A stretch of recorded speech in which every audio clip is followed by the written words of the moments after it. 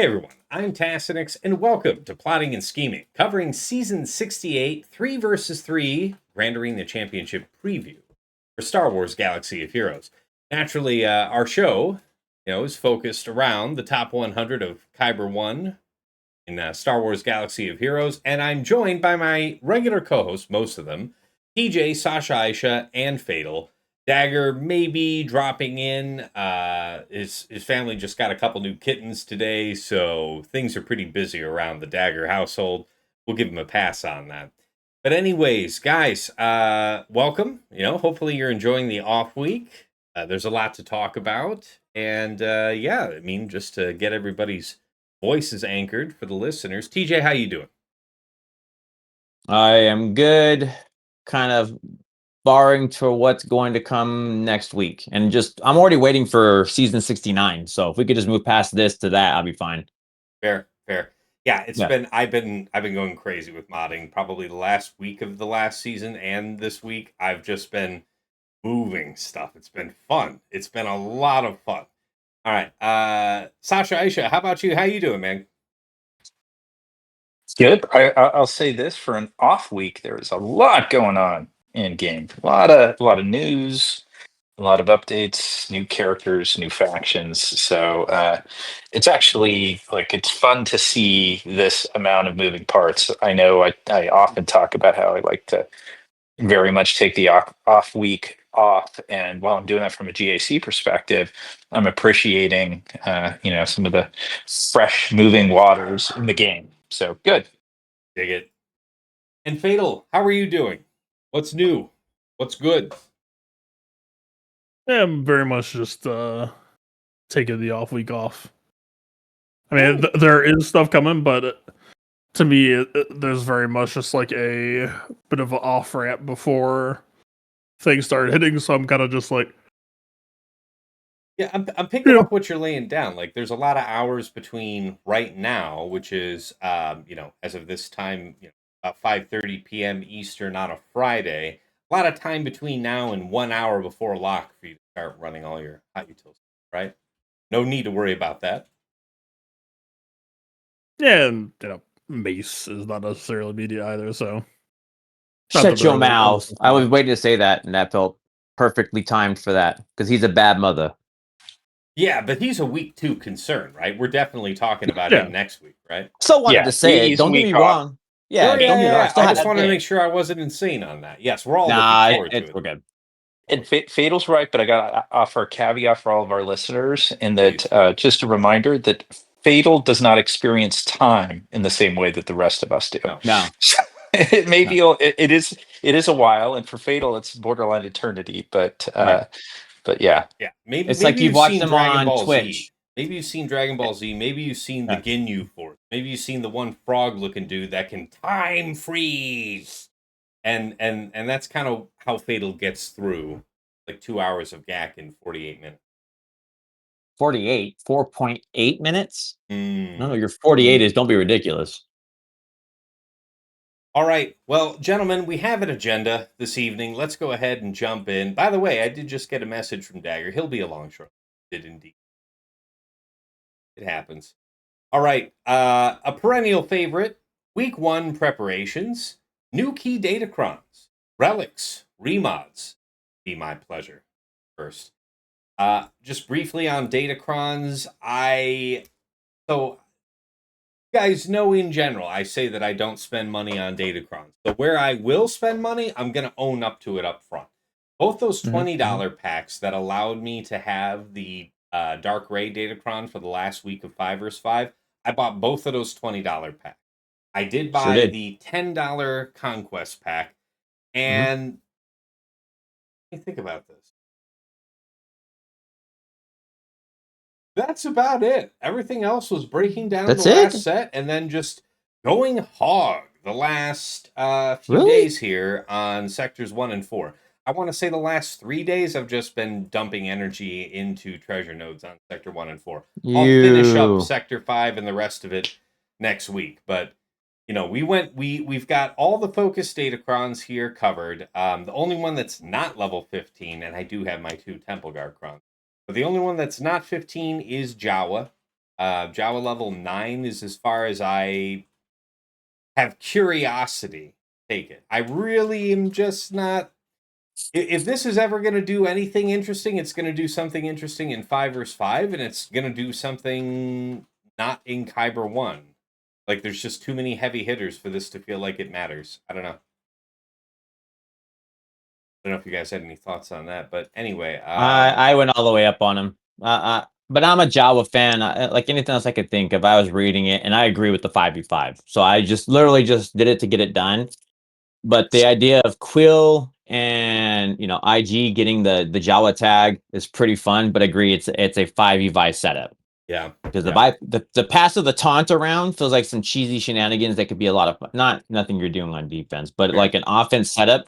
Passing it, that sounds like a lot of good things. But I laugh at you when you say I only spent this, and I'm like, man, I went way beyond that. I went into the Sasha-esque portion of I'm on like my 4th row, but I've got like 1,200 of the whatever 4 to 6 setup. I've got it saved because I'm gonna start. I'll go through. I usually do like the last day of deciding how I want to do it. Like I looked at your setup. I've got all my focus Datacrons. I'm gonna build the second Temple Guard one up until like probably 12 or something like that. Why do I need to Oh go my to? god, Why you do I have to need? do one of those by hand, and I had to do neither. Yeah, I have to do one Yeah, I by have to hand. do one by hand too. It's because we were excited and you were excited-ish, and so nope. And there's I have no to build formal one. response from CG about that for any type of My make good bad. for you people. Yeah, no, my bad, bro. It's not. Their make good That's is they gave you a temple guard. That's what they did. There is going to be no make yeah, good. okay. Yeah, their definition of make good is so you're saying that the second Temple Guard crown wasn't enough then. You get another focus Datacron if you like. Okay, So like all I'm right. building That's it. your burden to bear then, I guess. Yeah, fair Yeah, enough. but like for where I'm at, I've got Barris all the way up, and I'll tweak hers, but I naturally rolled 300 something defense on it, and the Yeah. 15, the 15%, I'll adjust the level 6. But other than that, I've just got my math I want to come rolled. around to your stuff, everybody's stuff, in a Oh yeah, minute. I was just wondering if you had any thoughts on the Jawa, and I appreciate it. I mean, I see that agree with you you as covered. 5s. Sorry, Yeah. I was gonna say you gave us a fair bit. Anything else, feel free. But I want to make sure Sasha and Fatal have a note on it before I move on. On the Java one specifically, what I'll Specifically say that, is, yeah, yeah, I have not rolled mine up, and a little bit of it in the back of my mind is I'm going to let that focus Datacron fulfill its intended purpose or one of its intended purposes, and I think it's that's kind of writ broadly across focus Datacrons, but particularly in this example, and that is something for whales to do in subsequent conquests. So I just don't see it as necessary for 3s. I don't see it as high value, and I go all out for Datacrons. I love that stuff, so I go all in. And then there are times where I'll get like all my Datacrons, and then a new conquest is coming. And it's like, what the hell do I get out of this? And now it's like, at least I have a place to put those resources I'm accumulating. It'll go into a focused Datacron that I probably won't use. Mhm. That and manually increasing my Temple Guardian one. I'm like, yeah, I'm cool with that. Like I said, intended purpose. It's it'll be my like new version of spinning my characters in game, Fair, but with Datacrons. fair. By the way, for any of the folks watching this VOD, earlier today, well, pop it up. I put out my build that immediately. Drag this over here. All right, there. I put out my little infographic ahead of me actually putting out a video on set 22. So my apologies on the tardiness for that, but yeah, the bottom line is I put out this little infographic. It should help most of you along. I know you guys have already been busy here this week, but for anyone curious, that is posted on my Discord in the announcements channel. Grab it here. But yeah, I decided to make sure I had coverage for, I'd say, certainly the first 3 focus Datacrons. Right? Dark Ray was good enough to have just end of last season. We're all here for Krennic's level 12.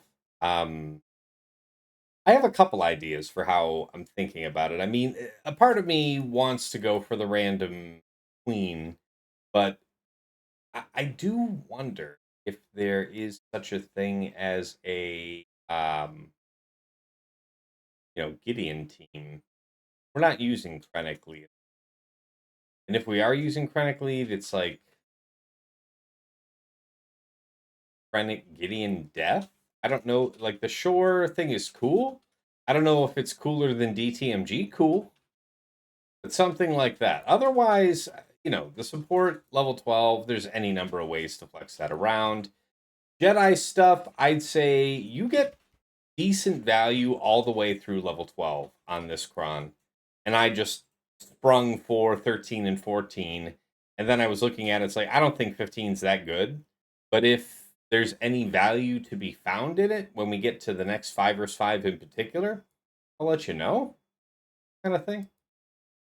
Yeah, that's about it Datacron wise. As far as characters go, an archetype for Tarkin that I've been seeing is an offense set with a 2-piece of potency, crit chance triangle, potency cross, somewhere about 300 speed and 120% potency.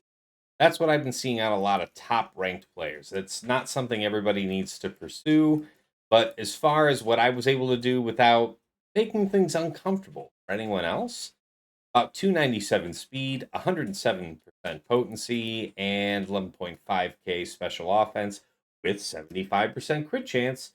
So we're most of the way there. But I have a lot of speed sets with really strong secondaries on them. So it was easier for me to achieve this in a speed set than an offense. But let's see. Who else have been working on? JKL, just anticipating more use. He was about 14k offense. I pushed him up to 14.5 just for funsies. Fatal, an homage to you. It ended up that for Dark Ray for this season, I wanted to switch her over into offense. I saw a couple other players doing this, and I really liked the thought of it with the bonus turn. So, just having maximum damage on your lightning.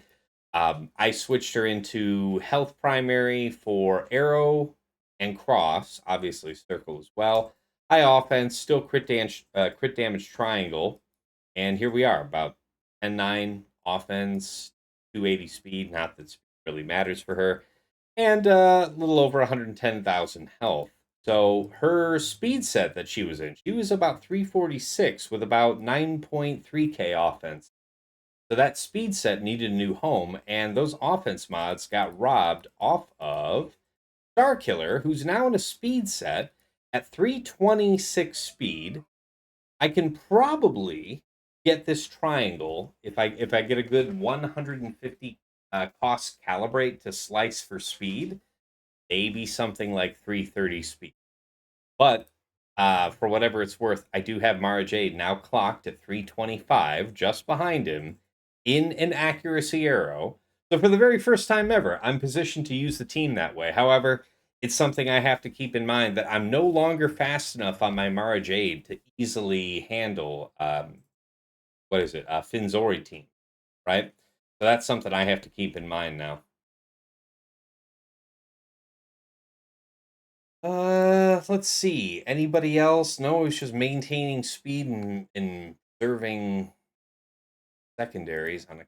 He's Ayla. I did take up to Relic 9. I anticipate that I'll be using her not only in Grand Arena, certainly in fives, but also in the raid because the added unique here is pretty dope. And I think we'll be using her consistently.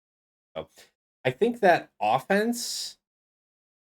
Hey, Tess, quick question. So that the Ayla to R9, first Yeah. of all, good on you. I think it's cool to see. It had not sort of risen to that my finalist for my next R9. Can you share who you were considering as like other options that you chose Ayla over? So I see why, just on a plain reading of the kits, why Ayla would make the cut for the top 5, just based on what CG released, right? So it's going to be Mace, Jocasta, Temple Guard, Depa Balaba, and yeah, this one. So, Ayla. And I just see the value in the unique. I also have, I mean, for whatever it's worth, I understand why you're asking that because usually I'm chasing the next R9 and I usually don't have several banked up or whatever. It just so happens that they released another Relic 9 pack today. That you could buy twice. I sprung on that and threw that on Ayla, and I still have another 2 Relic 9s available, which will both be going, to Depa and Mace respectively. Right. So I have full coverage. I've got my Relic 9 Temple Guard, Relic 9 Jocasta. It's already there. So the real answer to your question is it was no skin off my ass to do it. Makes total sense, and it's just like it.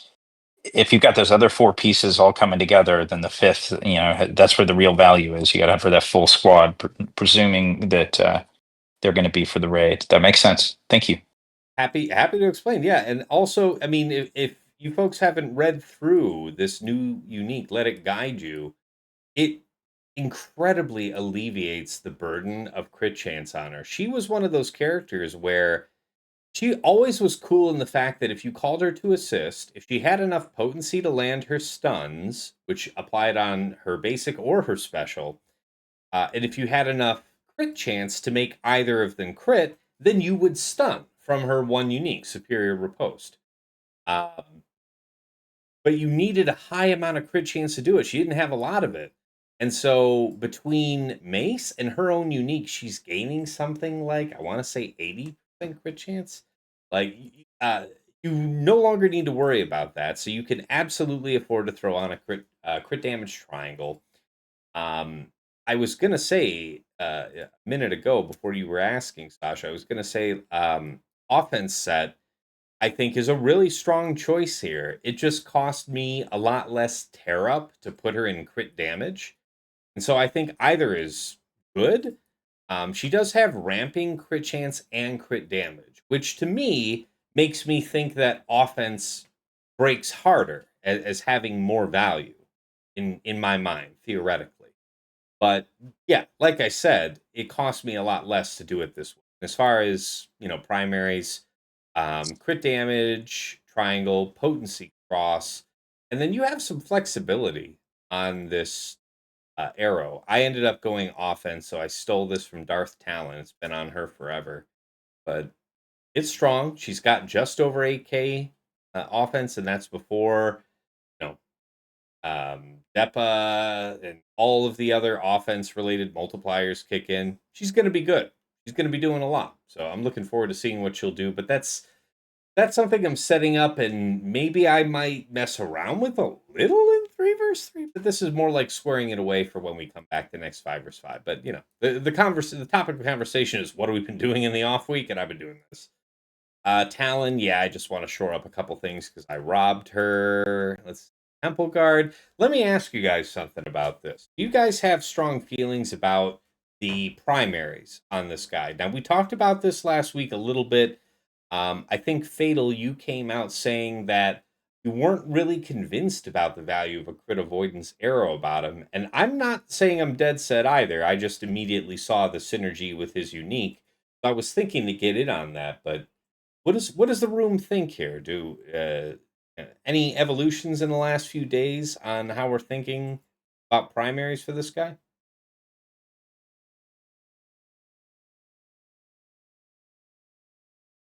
I don't know. Like, if a matchup pops up where it makes sense to run crit avoidance, then I'll worry about it. But otherwise, I'm just gonna run default bulk, probably protection. Probably protection, yeah, because I went protection as well. I did go with the CA arrow, but I could yet be dissuaded off it. I mean, it's not the end of the world. I think if I give this another couple slices and roll away both these flat offenses, if I get speed, if I get protection or health, I feel like I'm a winner on this one. So I might keep that in the end, regardless, depending on how that goes. But yeah, I felt like protection because I think you were saying this last week, Fatal, that protection certainly provided a much higher life total than Relic 9. Certainly. That's kind of what I went for. So we're about, what, 288 speed. I'm seeing players like Aesop, like at the very, very tip top, having something like 298, closer off to 300. Interesting, right? That means that they're they're willing to more quickly give away the captive that Temple Guard inflicts in order to have some higher uptime on his specials. Presumably, you're trying to get 2 taunts within the lifetime of the fight. So, interesting. I will be running speedless on mine. You're running speedless. Yeah. You're going for maximization. I respect that. Are you also? Yeah, gonna... looking at how this team is going to play out, Well, I first of all, don't think hi, you're going to welcome. get. Good to have you back. Glad you dropped in. Welcome back. Yeah, thank you. Well, I mean, I told you when I was going to hop in, but yeah, fair. Yeah, and you deserve to be greeted. Thank you. But yeah, I don't think you're getting a second taunt out of him. Like, if you, the teams that you're going to, I don't know what you're using the new Mace against, but man, the amount of assists and the amount of damage output from this team, especially with like Jocasta Nu, once she transforms or whatever, I don't know if it's transformed, whatever. Once she pulls out her gun, right? Once she gets ready for a school shooting, like that's like you're going to see so much damage from this team. So I don't think you're going to get around to a second taunt. It's on what, a 4-turn cooldown? Something like that, yeah. It's a long while. Yeah, I just don't think you're going to get. If it's 3 turns, you might get there. It's three. Okay, yeah, you'll probably get there, but you'll get there regardless of whether he's fast or not. I think then, because I was going to say I think he'll take 4 turns over the course of the fight, and if you mod him to be fast, he'll maybe take 5. I don't know. I just don't see him taking a shit ton of turns. Just based on how the rest of that team functions. Yeah. And then, so where you were just popping in, Dagger, I was just covering the last bit of my changes for this week. I talked about my Datacrons a little bit. Yeah, I saw all of it. And then, I was here the whole time. Oh, I have streamer mode enabled, so I didn't hear when you. Anyway, we got the accuracy arrow on the Mara Jade. We've got the 1 speed slower. Fatal, I'm sure you would say it'd be great if all of these were like another 15 faster. I'll see what I can do. I think I'm going to shoot 5 more on each of them. Aside from that, yeah, I talked about the focus ones. As far as other set 22 Datacrons, I'm just early on. I'm just rolling up a bunch of crons, probably another 2, 3, 4 to level 9 before the end of the week and before we lock in. I'm going to try and roll away this Luminara, try and get one of the better ones from my little table. And that's about it for me. DJ, what about you? You know what? No, let's resume the normal order. Dagger, how about you? What have you been cooking up this week? Relics, remods, Datacrons. Well, let's hear it. I'm not really in a position where I would be adding relics to my roster for a while. You disgust me. It's really hard. Mm-hmm. No, so most of it's just been remodding. Well, mods and Datacrons. I haven't done any remodding yet. I'm waiting for the Mace team to drop because I'm going to do a tear up. I might as well, wait for the team to drop to do the tear up. Yeah. Plus, like, I'm less high on 3v3 than some of you guys, so I'm not going to do any like remodding just for 3v3. I took the Dracron up. I took the Hodacron to level 15 to what you said. Like, even if you don't use Hoda, you're not really getting that punished because you were taking it to 14 anyways.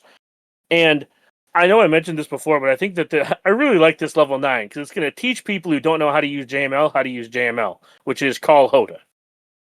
So I do appreciate that little call out in that level 15. But yeah, I think that in 3v3 specifically, you're going to be using this not with JML. It's going to be with like some JKR or Bastila lead JKL, maybe even dust off JKL lead. I know we were talking about this the other day, and this is, of course, to the room as well.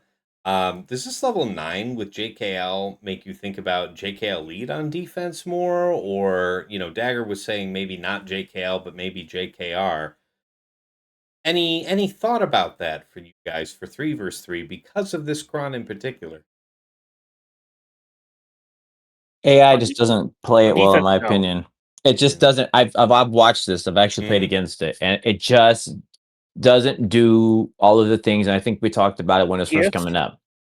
If it had a plus 25% TM on the level 3, I'd say yes. Maybe, yeah. But it's like I've watched it Okay. happen, and the amount of times he's supposed to do what he's supposed to do does not go like you would want it to. Well, So to me, you would Also, waste.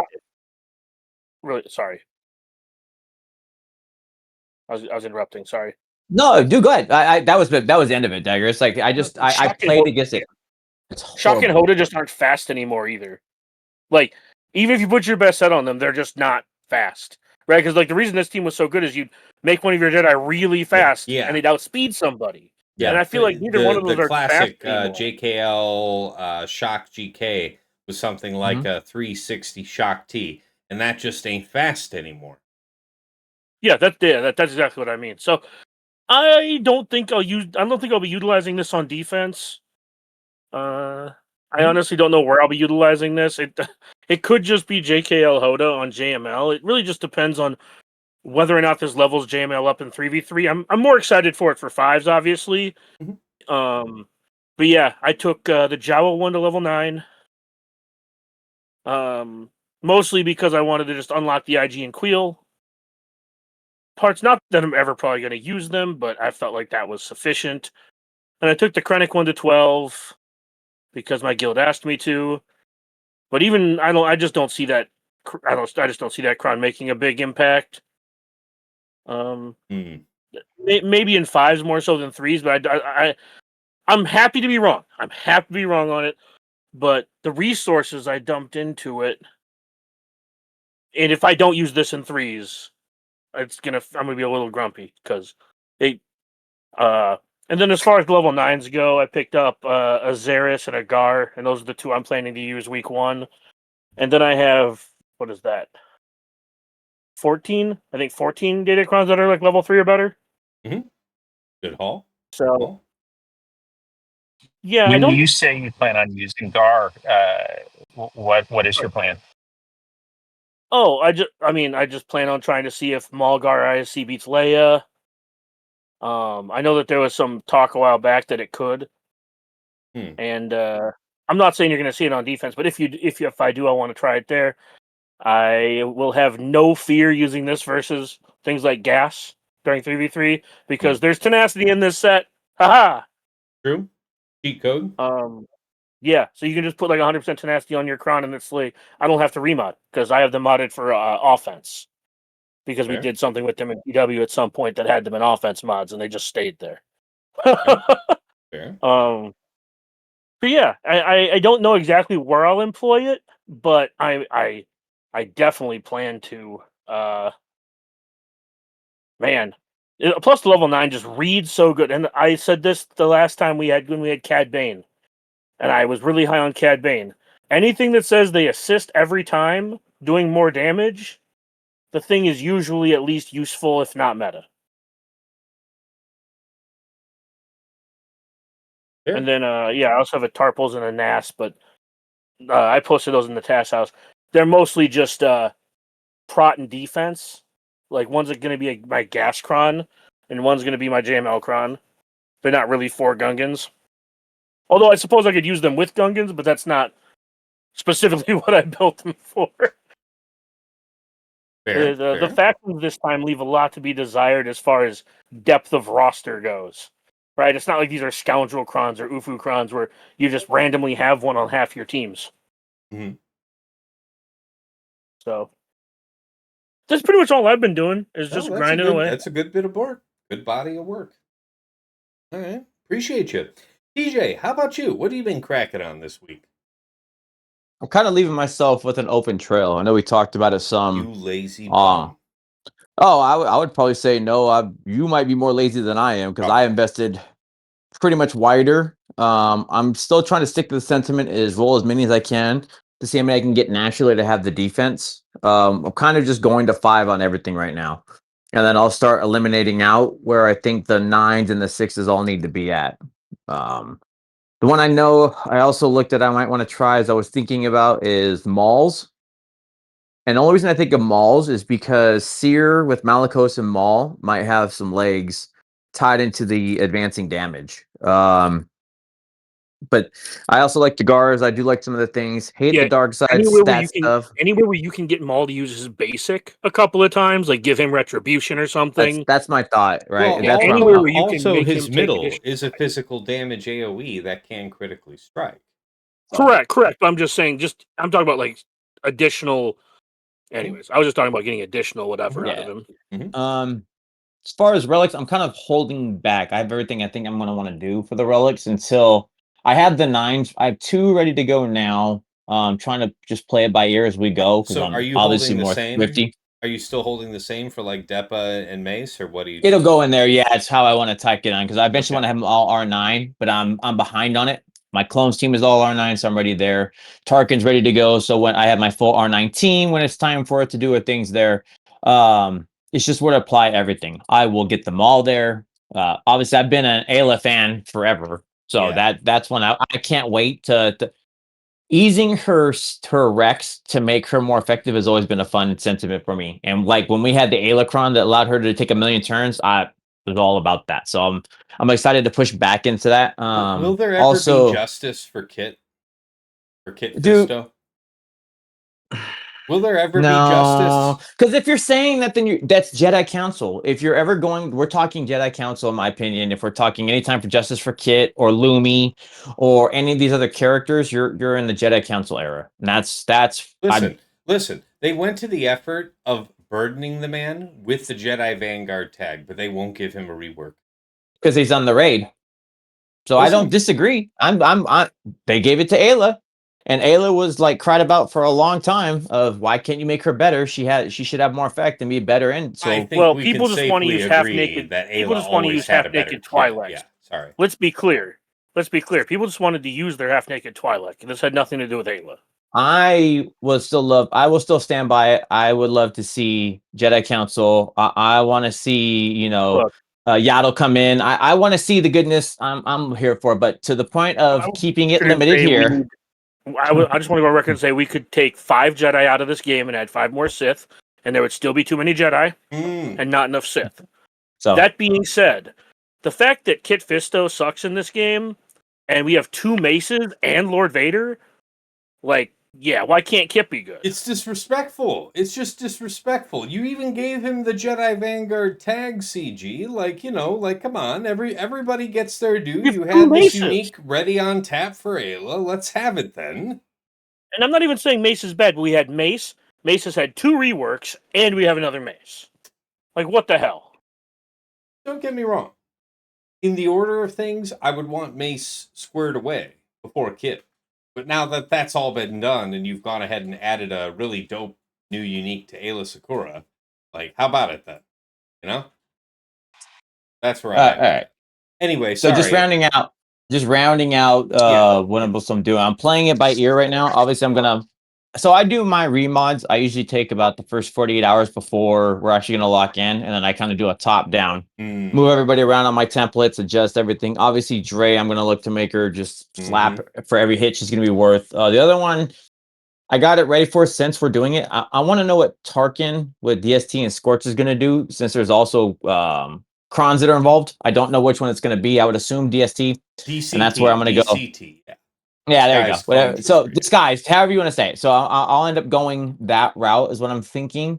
But that's why I'm kind of just leaving the door open of how I want to get these all set up. I should have all of my crons where I need them by the time we start the game. I think I'm already halfway or over halfway on 5s, and I've got, I think, what did I say, 13 or 1400 of the middle materials ready to go. And then the level 9 stuff, I've got 8 or 900. So I can immediately bump them where I need to. It's just play it by ear. Dig that. All right. Good stuff. Sasha, how about you? What have you been cooking up for this here first week? It's been Datacron heavy. I mean, the one relic change, I did take Tarkin to R9, which was as much as anything about sort of raid inevitability. A little bit of like, hey, I've got a couple clones I can throw him with in 3s, and some thickness could be nice. Particularly because he's such an old character that his base stats are so bad that I wanted to CFR9 at least made them feel a little more respectable. They didn't all that much, but anyway, Yeah. I then threw I went hog Where's wild Morgan on Freeman data. for the narration when you need him? Right. The answer is I don't got money like that. That's the answer. Yeah. And yeah, for Datacrons, not so much. Focus Datacrons, yeah, but and I do like the Jedi one. I haven't really considered yet or decided fully what I'll use it 4 and 3s, but I like that Jedi Cron quite a bit. But it's really been about just trying to roll more defense crons, and so I do the, what we've talked about a number of times on the show, kind of the race to the end of Zone 4 and Conquest, and then add a bunch through Zone 1, new Datacrons just to roll up, and then materials on 4. But I have not started or really been contemplated much remodding. I've got to do some of that. What I have, other than just playing defense, I'll say like a few of the things I'm interested in seeing. The damage mitigation when we've seen it in factions can be so effective and so frustrating. So I'm curious to see how that can be utilized with Jedi Vanguard. Sasha, I don't know if you're watching what Tass is doing, but he's currently scrolling through your data cross, and the look on his face is fantastic. Oh yeah, I mean, that's the thing. I keep hunting for defense, in part because I ran into Baby Yoda last round, and I'd say there were like 3 matches. Like I beat him, but I had 3 drops that were all timeouts. You don't have to say hunting for defense. Yeah. Like I grew up hunting. You know what I said when I went out hunting and I got something? I said I got it. So you can just say that I got defense. You don't have to sit here. You don't have to sit here and bullshit us and say you've been hunting defense. You fucking found it. No, compare mine to Baby Yoda's, which is probably not. It's not the right standard for me to be following, Fair. but that is a disfigured standard that you are following. I was gonna say, from the standpoint of what you have to say is like, for me, it's like looking at God, and for him, it's like, well, we're just trying to get to the same page, and then so don't forget there are layers to this onion. Sasha's like, if it doesn't have wait a damn defense, second. How many level 9s? Hold on. I'm gonna inspect you in game. Yeah. Hold on. Yeah. I was gonna say one of the funny things though is Sasha's like, if he doesn't have 200 defense, it's useless. And I'm over here like, I'm just trying to print 100 to 150 defense crons, as many as I can. What is this witchcraft? What is a slow this? Week? Fucking 20 level 9s, is it? It's like a slow week. No, he's just being frugal. For what it's worth, the RNG pack, they improved it this season. This is gonna be bad. If I end up in the top bracket for the first week, I want to say I'm somewhere around rank 4 at the end of the week, so that's before any Erodiums get dropped in, maybe. But if I end up in bracket 2, I might be grateful for the mercy because Christ. All right, sorry, Sasha. Anything else that you've been cooking on?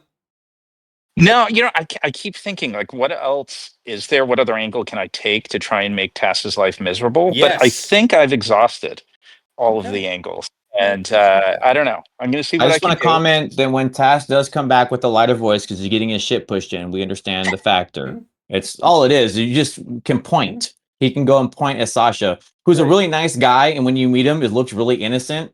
And then the city side of it and the devil that comes out, you understand. Look, at the end of the day, Sasha's going to have the Datacrons.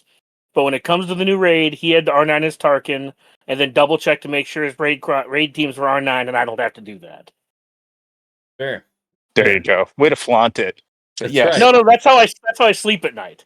You don't understand. I have to tell myself that because Tass just showed us your crowds, and I need to figure out how to sleep tonight. I went above and beyond. And, now I almost feel apologetic and embarrassed about it. But I did what I did. I had fun in the game, and I pursued what brought me joy. So you're good. By the way, also, and everybody understand. Enjoy, looking at. I'm not recommending doing this to anybody. It's an unhealthy habit, but so be it. Fair.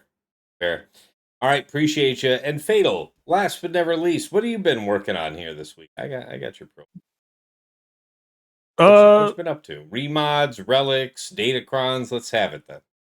No, I haven't touched anything except for Conquest for Datacrons early, so I also tried to go defense hunting, and that shit just does not exist, as far as I can tell. Yeah, I'm kind of at the point now where it's like, okay, I went fishing, I got what I got. Some good ones. 200 plus. I've got like 3 or 4. 368. I have one 360. I have like 2 or 3 around 200, and that is it. And that is out of like 20 attempts. And I'm glad that you're here to make me feel better, because if you feel like shit having the, I should feel. Go look at Microns then, Task, because like I don't have this many, and I've also been like, I mean, I probably have not been hammering it quite as hard as these two gentlemen or TJ, but it's like the secret is buy a Conquest calendar and then don't claim it for 2 months. And you too can hit Sector 4 like a champion. Well, I did that. Did you do that? Hold on. Did he do it day 1 though? I've been doing that since it was possible. Dude, no, that's not for me. The day 2 Sector 4 is what we're about. The day 1 Sector 4 is the bridge too poor far. schleb. Hell no. Yeah. It was day 4 or bust. I went all the way out to make sure that that way I could sit there and just go to like the refresh of the 400s or whatever to make sure that this is aligned in. God's blessings upon you all, I mean, yeah. Damn. When they introduced the first Conquest calendar, I was like, well, I don't really need it for this set. So it just sat in my inventory for 2 months, and I've just done that every 2 months since. They would run a new one, I'd be like, all right, that's going to sit there for 2 months, and then when the next Conquest starts, I'll be good to go. Mm-hmm. So just so I understand, Phil, so you buy it, it goes into the inbox, and it's not activated unless you accept it? No, it's active the whole time. I just have to click the X to not claim it, because it doesn't have a timer. Okay. And you have like a little red notification that sits there for 2 months, though, right? Yeah, forever. I see where Sasha's coming with this. He's like, I would love to try that, but I don't know if I could have that red dot there. Yeah, it's the OCD that I don't know that I have a countermeasure for. So. And yeah, well, I couldn't stop pressing buttons because of the red dots in the top left, and now everything's R9, so it is what it is. Mm-hmm. OCD meets infinite income. What could go wrong? But yeah, so now I'm kind of just trying to pivot over to wrapping up like level 12 FDCs for like Support Cron and level 3 Jawa Cron and probably level 12 Jedi Cron, and just like doing the due diligence stuff before the week starts. But gotcha. Yeah, no, a lot of the season I think is just going to be about trying to natural roll defense on 7 and 8, and then look to round out defense on 1, 2, 4, 5. That's a pretty solid way to go about it. That's how I got my 350. That's the only. I hit defense on 7 and 8, and went back and re-rolled it. And yeah, I got a couple others that are like in the 150 to like 180 range. But yeah, like what Fatal said, I haven't gone nearly as far as some of you or a couple of you. But yeah, it really is. It really does feel like hunting. Boy, howdy, I can't find it. Well, this is I think that it's been a long time since we had a set with defense on it. And whenever defense is available as a stat, it is probably, for most teams, set on defense. Far and away the best stat to see. Makes sense that people are going gangbusters seeking it out. One other the aspect thing is, yeah, go ahead, Fatal. I'll go after you. Yeah, I'll throw up your screenshot while you're talking, Fatal. No, that's just the counter that I don't claim for 2 months now that it's in my inventory. So I was looking at the 5v5 board, and actually, like, I basically went in saying, okay, how many squads will care about like light side bulk plus defense? And I feel like the answer for 5v5 board is actually like extremely small. Because like, like JMK is not going to care about having defense if he is still getting poached by Bo-Katan type shit. Sure. So as much as I wanted to believe that bulk plus defense was kind of the flashpoint of the season, it's like, I don't know, maybe for Leia, maybe for Rey, like that might be kind of it. Open up. I think it might and open up. Ahsoka, of course. I think it might open up some other light side teams we haven't historically placed. Like who? Like Bo. I think this makes Bo like a little bit better on defense. I hope No. people post go defense. I don't know about No. But if you go look at what's beating it, it's like burst damage stuff, and like defense protects against burst damage stuff. So also this probably makes obviously we have the Bad Batch Crons, but like a bulk defense Cron is probably gonna be good on the Omega teams once the Bad Batch Crons are gone, but that's a ways down the road still, I guess. Mm-hmm. To that end as well, the two main predators that abuse the fuck out of the Bad Batch stealth bug are JML and BKM, and neither of them will care about defense. Fair. So, that's a good point. I But guess with the JML, with the Hodacron, I think JML is going to have higher callings. that would be the hope, yeah. But sorry, I cut into Sasha because Sasha was going to go next. Yeah, Sasha, fuck. Oh yeah, and no worries. I was just going to add, I don't recall off the top of my head, but it does feel like us having a set that reintroduces defense, with only 2 sets active, that set not having armor penetration other than one single focused Datacron. And I know the prior set has armor pen, but basically taking half the set and making it armor pen unavailable. I think that may add to the impact because most of the time when we've had defense, we've also had armor pen. Fair. The only counter to your point, though, is that it's usually not this level of defense. That's the numbers are really high right now. They are, in my opinion, abnormally high. We've seen 200, 300, and that lived in a world. Last time. Not this high. 400%? No, I completely agree with what TJ's saying in that for this previous set where you do have armor penetration, most matchups benefited you from choosing something else as far as a stat block goes. Like, not a lot of these crons really heavily favored armor penetration, so you may not have a bunch of them with a high stack of it, so you would not have been prepared coming into this new set with significant amount of defense. That's right. I just want to...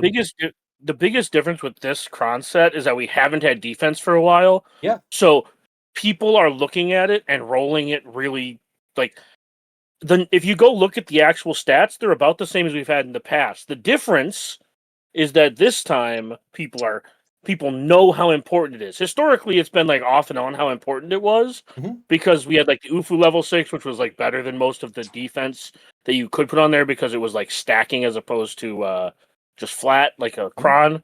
So we've had times in the past where yes, you could get big numbers on defense 350, 400 plus. Because I remember fighting those 400 defense crons. That's what I'm saying, TJ. I remember fighting them. I was in the top 50. Maybe I don't remember it then. I remember being a thing, and it was on something focused or something else. But I guess it's also biased on the point of this time they've also put bulk with the defense, and there's nothing to mitigate the combination of the two out for what you're doing. And conversely, the dark side just feels so minuscule for what the light side is bringing. Fair. Well, that's been true for a couple of sets. Dark side didn't feel all that strong last set either. But I'm just looking at the vast difference in comparison of what they're doing. I agree with the idea that you're saying, Dagger, that generally we didn't have the acknowledgement of how strong defense was going to be. So maybe that's also the piece of it. But the counterpoint is putting the bulk with that as well. And then just give us turn meter, give something to the team to the effect of, or basics or something that's going to help. And there just doesn't feel like there's anything really impactful to take away from it. I'd love to be wrong. What were you going to add, Fatal? Oh, sorry, go ahead. No, I was just going to say that, defense hasn't been run in 6 sets?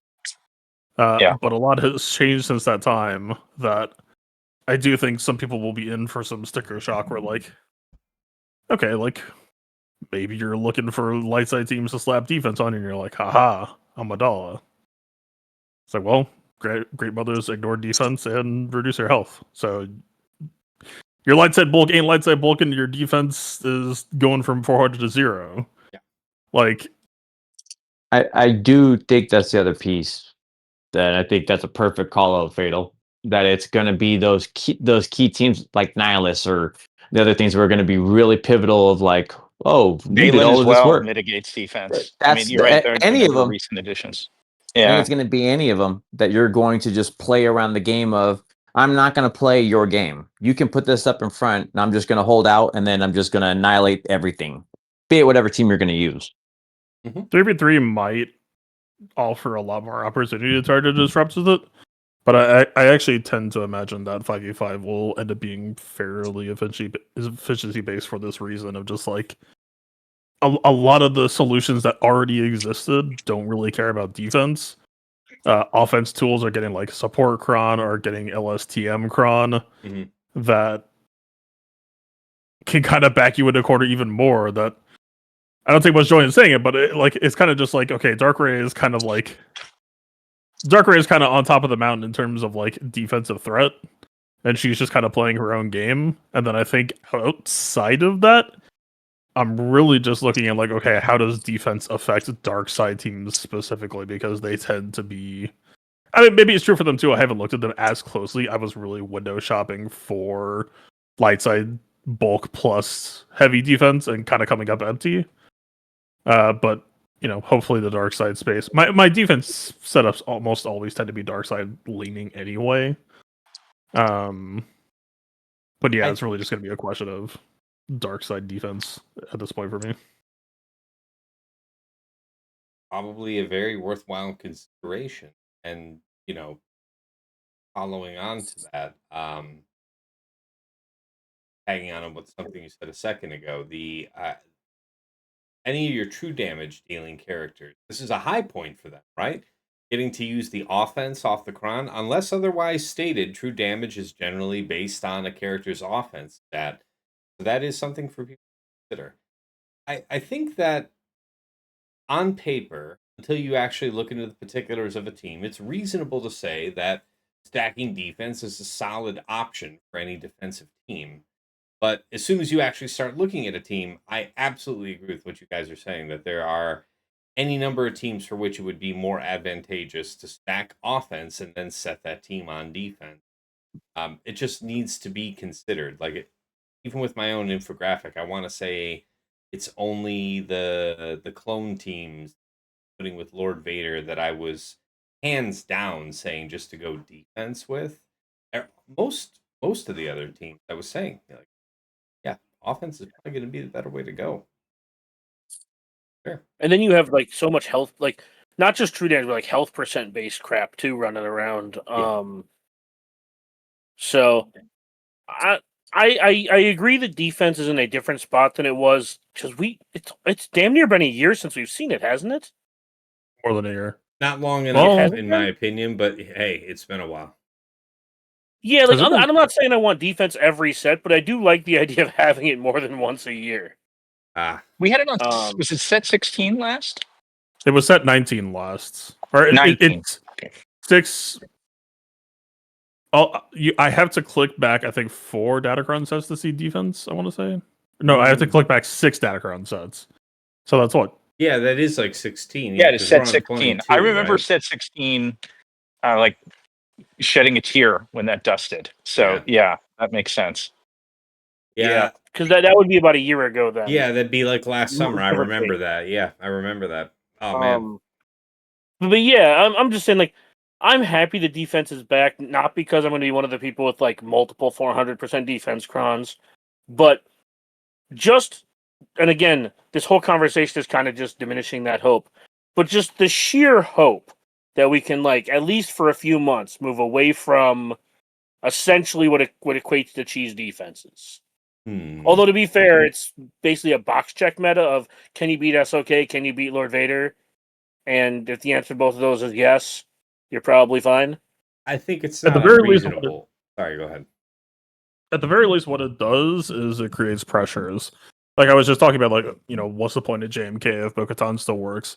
But at the same time, if we're creating unique pressures where, like, well, we just said Bo-Katan like 4 times elsewhere of like, well, but Bo-Katan against Bad Batch, and maybe Bo-Katan against the Lord Vader clones, because that's what people are talking about when Apocron is gone.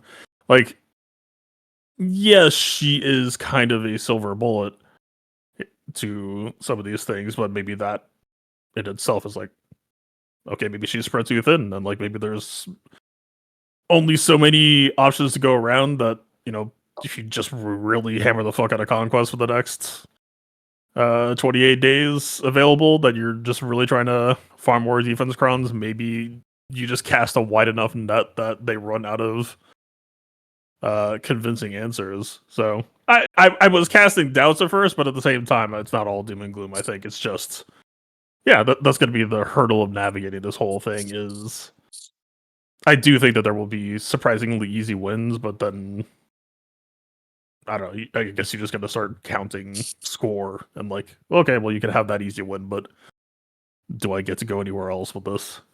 Also, don't forget how much 100 to 150% defense matters on offense. Fair. You generally don't need aggressive defense crons when you're on offense, but 100% defense is a shit ton, especially when you're taking in account where it's like, man, I'm trying to think of an example off the top of my head, but there are teams where it's like, man, I could lose somebody on the opening rip, and it's like, not no more. Mm-hmm. Mm-hmm. And I think this might open the door for some of the cheesier counters who now just get a little bit more survival. If you're willing to take the risk, obviously, because most of those have additional risks outside of just the opening survival. So. I think the cheeses still get to be curtailed by what we still have from the previous set. Sid, we've got dab bods still, so there's still effective things that are going to kill stuff. And then that means specifically like Zori versus Gungans kind of thing. That 100% defense plus bulk like eliminates your actual like ability to die, I think, for the most part. But then it's can you get actually you. win in time, because it's always been it's been a timeout risk for those who aren't well practiced. I still think, like I said, we have another set that came from it. Still has some of the cheeky tools that'll do with it. Where if you're going to try to set something cheesy, that allows like Sid to intervene, because we're back into the Sid world because we're in threes. I wasn't talking about that. No, I know, but that's what I just go to the other point of, you can't just blindly rely on the defense and saying this is going to do that, because there's other people that are going to be able to get around that, because we have so many tools right now.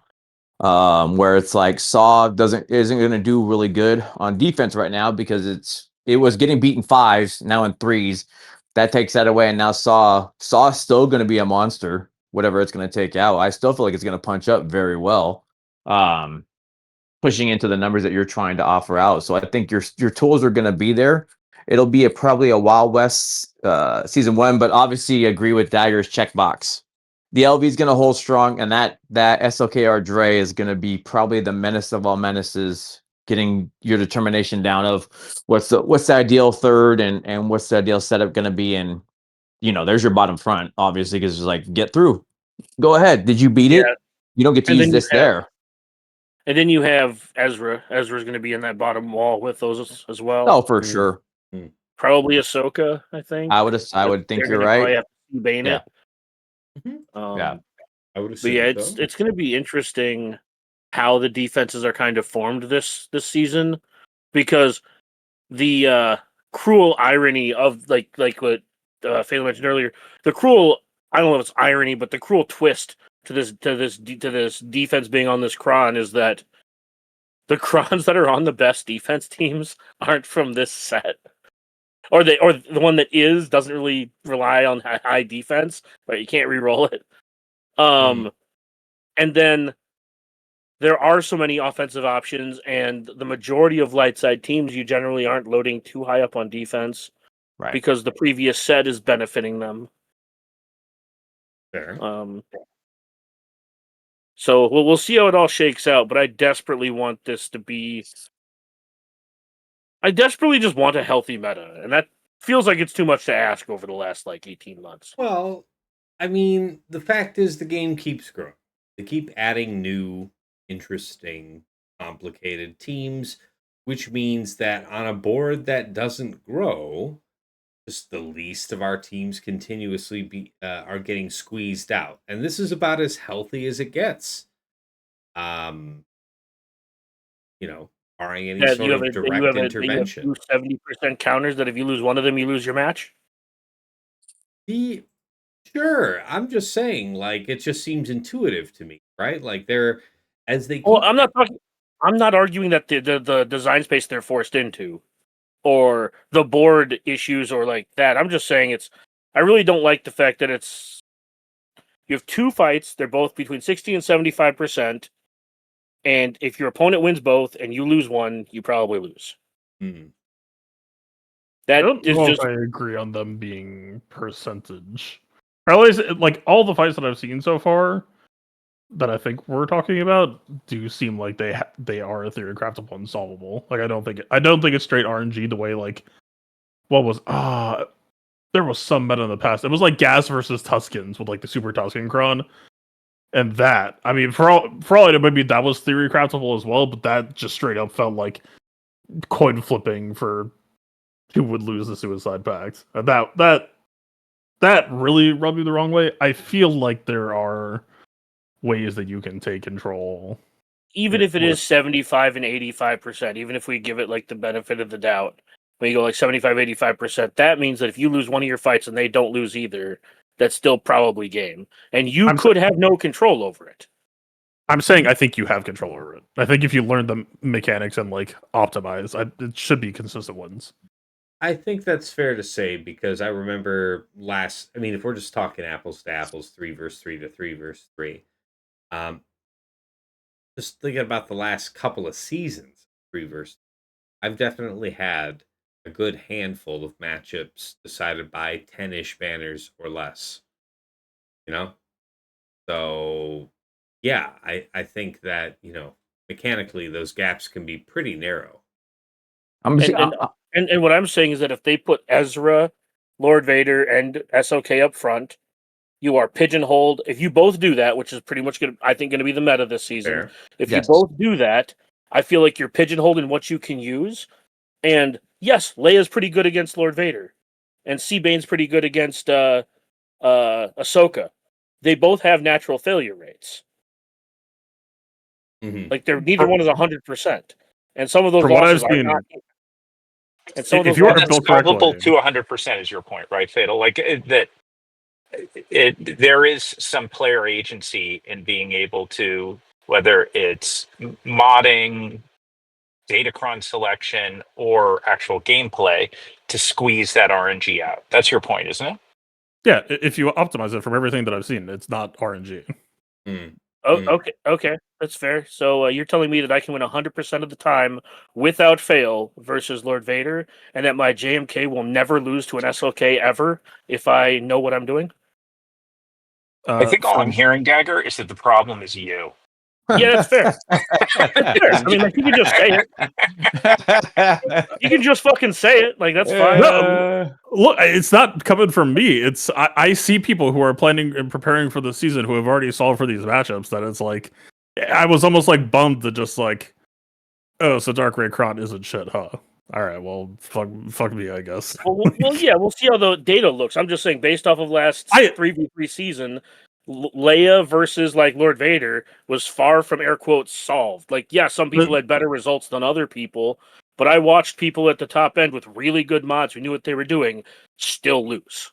The data is not a representation of what's possible. It's the representation of competence. Of what's is the way that I tried, tend to at fall least. on it.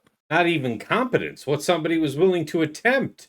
Because everybody's willing to monkey see, monkey do on something that's going to work. It's just... I'm simply pointing out that I watched somebody with Leia lose to Lord Vader, dude, and they lost to circumstances that they really couldn't control. Fair. If there are people out there who are consistently winning, I don't care that if there are people out there who are consistently or not. I didn't say consistently losing. I'm just no. Yeah. I misspoke on that. Yeah. If there are people who have solved for it, I don't give a fuck what anyone else does, or if they're randomly losing. I want to see, fair. okay, what did this person figure out? So that's all I'm really trying to say here is like, it does seem like there are people who do have shut down, and so at that point, that's no longer a game problem. That's a me problem. Is the way that I tend to fall on it. Fair. Yeah, so And it- if they've solved for these things, let us know. What have they done to solve for? Let's talk about it. Well, that's the week 1, week 2 scramble, right? Is who But knows? you said you know people that have already legislated the RNG out of these counters already. So what have they done? Let's talk. You game the fuck out of the Ray self kill rules, and they're gonna mirror Dark Ray for Dark Ray, and your Ray won't do shit. So They you have game to pull theory your to Ray that. off. So you're saying you have to pull your Ray off defense, basically? Do you know these people? There was never an implication they were gonna post Ray. These people are fucking sickos. They won't post anything. That's fair. That's fair. So what you're saying is you can legislate out the RNG if you're willing to not set SOK Dre. That's been the case in it's been the case in most metas where you can tackle No, I know. the I'm just saying premier it's defense team of the meta by cheesing. I'm not arguing that. I'm simply saying that it's annoying that that's the answer to, like, yeah, you can just save your SOK Dre and beat theirs. It's like, yeah, Well, okay, and that brings I'm us not back. saying that that's the only answer. I'm saying that that's like for the people who are like, I want 100% consistency. Like that was just like a day one. Like, yeah, I'm just looking for like 90%. That's yeah, fair. I take what you mean. Yeah. No, I mean, I think we're all circling back to the same point is that it kind of is what it is until they change the board itself, right? Like a board of finite space, they keep adding power creep teams. We're going to keep squeezing out the weakest of our teams. And then the quote unquote meta analysis is how we deal with that +1 net new team, and how that changes things. That's I guess my way of phrasing it would be I prefer when Great Mothers came out and it had exactly one. Well, it's more than one exactly one, but for the majority of people, it had exactly one counter, and it was a very very reliable counter. yeah. And that's what I'm looking for. I don't like when there's like RNG baked into it. I've played enough of these type of games to know what I don't like. And I don't like when unnecessary RNG can either win or lose you an entire match. Like, remember the Leviathan thing where it was like an 85% win percentage, and then the 15% of the time you lost, you really had very little control over the loss part? Yeah, I don't like that kind of stuff. I'm not saying this is exactly that. I'm simply pointing out that that's the most feel bad is when you can do everything right and still lose, and it costs you a match. And I really hate that feeling. I think that's I don't fair. feel like I normally feel like I learned something from my losses, and sometimes you don't learn. And when things happen where I don't feel like I can learn, or I don't feel like I lost because of me, that's the frustration. Absolutely. I'm not saying that's what this season's going to be. I'm just saying that's what this feels like going in. Okay, we'll see how it is. I mean, you're the one that's always clamoring for defense to return. Yeah. So we'll see if you can make some positive use of it. But I want to move into our next item here. It's more or less related to what we've been discussing with Datacrons and whatnot. But from this set 22, whether it's focused Datacrons or otherwise, do you have any experimental, offbeat uses that you're interested in considering for this first week? Or is it all just going to be pretty much straight on? Personally, I'm thinking it's going to be mostly straight on. Obviously, I'm not that deep on this new set yet. I still have to get another, 4 or 5 level 9s before we lock in, something like that. I'll try to re-roll away that Luminara, see what I can get. But I'm not planning on doing anything too crazy. Nevertheless, something that folks ask about a lot. So anything tickling at your fancy, gentlemen? I have a few ideas, but there's no chance I make those crons for week 1, so I will save that for week 2. Fair. Very fair. But yeah, there's a.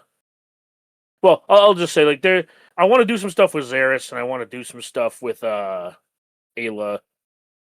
But yeah, I won't have them ready for week 1.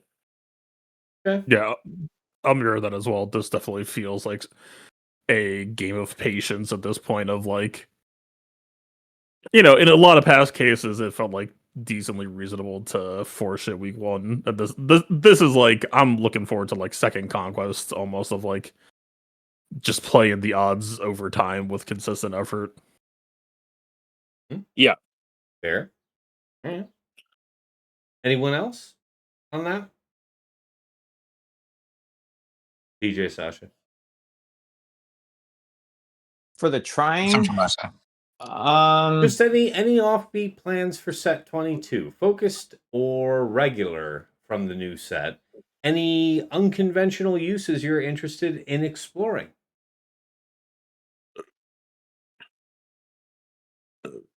I still Finding a want use- to. Sorry, I would say one thing I will say, and I don't have an answer for it yet. I want to find a use for my second new Jedi Knight Guardian Cron. That's a good one, actually. Yeah. I want to find a good use for my first Jedi. It's going to be my fault as well. That's fair. Is there an option to merge them together to get like a level 30 like extra special mediocre data? Yeah, you can. Is there an option put them on there? to Yeah, merge? yeah. Is there an option to merge that fucker into the 2,000% damage reduction Vanguard crons that they shipped in the exact same set for some goddamn reason? Make it make sense to me, please. Yeah, man, it's really sad. I shouldn't say sad. It's a little sad and also a little annoying that this Cron is like all the worst parts of the Jedi Vanguard Crons, but it has so many mechanics on it that it's probably good. It's not good. I will put my neck out. If I'm wrong on this, someone shoot me. But I'm fucking confident. Listen. They gave this motherfucking tank very few taunting mechanics, which granted he got some in Mace, so that will be coming for him, and it will be a lock taunt, which is a 20-25 tank mechanic. But that ain't in his kit. That ain't in week 1. And so they're like, okay, we got this. Week 1. That's in week 3. That's not even in week 2. I thought Yeah. it That's was in week week 2. Week 2 or 3, depending on your flavor of. Right? No, I but think- doesn't Mace comes out the week. So we're getting 24th. the new one next week, next Tuesday. Then we get Mace the following Tuesday. Yeah, Right. It so comes so out it's the Locking is Mace 24th Tuesday. for with week like 3, 3 right? hours until lock, right? They didn't say Yeah. when we get it though. They never dropped. So it could be Yeah, that. they did. They You still have announced to. the 24th. Is it noon? Is it? But is it like June 12 24th. p.m.? No, It'll I be get the It'll be day. at 12 p.m. Pacific, like pretty much everyone else, right? So you're getting. So Yeah. we're assuming we get all the way You're up, going get to to have that like point. 2 hours until GAC We're locks. still the get it lock. That's leveled enough up. time. It's like Yeah. Sales 101. You create a compelling event that then forces everybody to spend by a certain deadline. Mhm. That's what they're doing. Mhm. They do it by Yeah. GAC lock. So They do that pretty That's one of the reasons consistently. why they have this block structure now, and why they moved the marquees from Friday to Tuesday So. is to sell them to us like this. So going back to your question of trying things, you did it last season for 5. I'm wondering if it continues on. Is the Great Mothers and the impact of you didn't do Ahsoka Ezra, and is it back on the table to beat it down again? Yeah, for If sure. you don't do Ahsoka Ezra, you probably shouldn't set Ahsoka. This is just your PSA. So if you're doing that, then what's going with Rey? That's stopping just your Star Killer setup just to go back and beat it. Or C solo. Question for y'all. Or C, not solo, but speeding it with C. Who has a clear memory of the last time Starkiller had to deal with defense crons? Because I do not, but I want to say it treaded towards kind of fucking miserable, but I'm still going to ram my face into it anyway. I remember being on this podcast telling these gentlemen, I don't think you were with us yet, but I remember explicitly telling them that I'm going to continue using my SOK win or lose. And I timed out a few times against those 300, 400% defenses plus the stacking level 6. And I was just bashing my head against those Ray Then it's teams. just back to Seer, because Seer still don't care. Those are monsters. And Yeah, that's what it doesn't matter. But I remember telling these guys that I was going to. It didn't matter. I was just going to keep doing it. And But what if we just play it better next time and we just get exactly, the right tagger at the right time? No, but that's the thought. And yes, It's like, and yes, to answer your question, it was miserable. It was timeout risk. But again, that was the high defense plus the level 6, 5% stacking defense every time they gained a buff or debuff. But that's just how you know you're alive. You know, that's just, alive. Watching your Star Killer do 78 damage. Yeah. Yeah. the clock's ticking down, and you know every move counts, and that's just Live the It's dream. one of those times I need to learn. Yeah, it's one of those times I need to be like you and learn key bindings because clicking with the mouse is too fucking slow. All right, guys. All right, let's move into the next segment here, guys. Patron Oh, questions. I thought you were going to introduce us again since we're restarting. No, we're not. I'm not going back through all that again. No, we we're keep not. going. We're not restarting. This is all one seamless take. Why do you say That's right. otherwise? That's right. Do you speak heresy into this recording? Bold of you. Oh wait, shit! I forgot. Yeah. I take back everything I said. All right. So let's get into the patron questions straight away. First one up from Sheepdog47. What will be the Jedi Vanguard split with the new mace? So surely in 3 versus 3, and I guess we should keep it focused to that coming into it. And bear in mind, we'll have mace available for weeks 2 and 3, right? Based on our previous discussion. So, what? Jocasta Jedi Vanguard? I mean, is there really going to be any? Is it really going to be anything? Where they go for the next ones, and it's unfortunate for Depa. Yeah, I mean, but is it exactly? It's is either it, it's is it either really Jocasta or Depa, and then Is it Jedi not? Vanguard. Are you right? kidding me? No. I plan to initially use the new Jedi Knight Guardian and just Kron with JMK because it has both pens on it, and I feel like that's going to be useful versus the different defenses you're going to see because people are going to have defense on their Krons. All right, you heard it here first. Dagger taking over the Pen 15 Club. All right, so Like first of all, Mister, I created PNS. That's right. But I was going to It say, also lets you stealth cat. yeah. The other use thing of that I was Guard. gonna, the other thing that made that like sounds interesting to me, is putting Mace and then Doris Gribble with Ayla on defense. So, wait. So tankless with Mace. So who? Which 3 on defense? Ayla, who? Mace and Tulsi Gabbard, I think.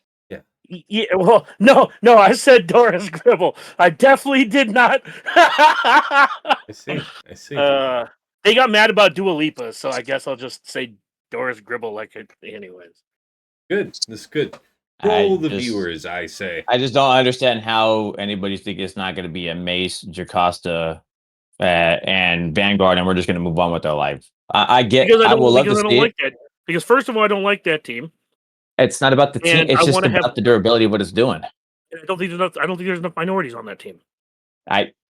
Jocasta getting 15% turn meter on top of what Jocasta's kit tied in with Mace is going to do is. Yeah, I'm not arguing that. I just think that there's way more damage output on. I would love to see. What's her name? It's whatever her name is. Depa. It's just Depa, man. Just think Mace, Depa. Yeah, Mace, Depa, and Ayla, I think are going to have the highest damage output. I think that's going to be a lot of fun. But I honestly don't think, but is that a defense team? But I don't think the AI I don't think the defensive AI is going to be good enough. So I think you're probably going to place that with like all damage, or you're just not going to place it.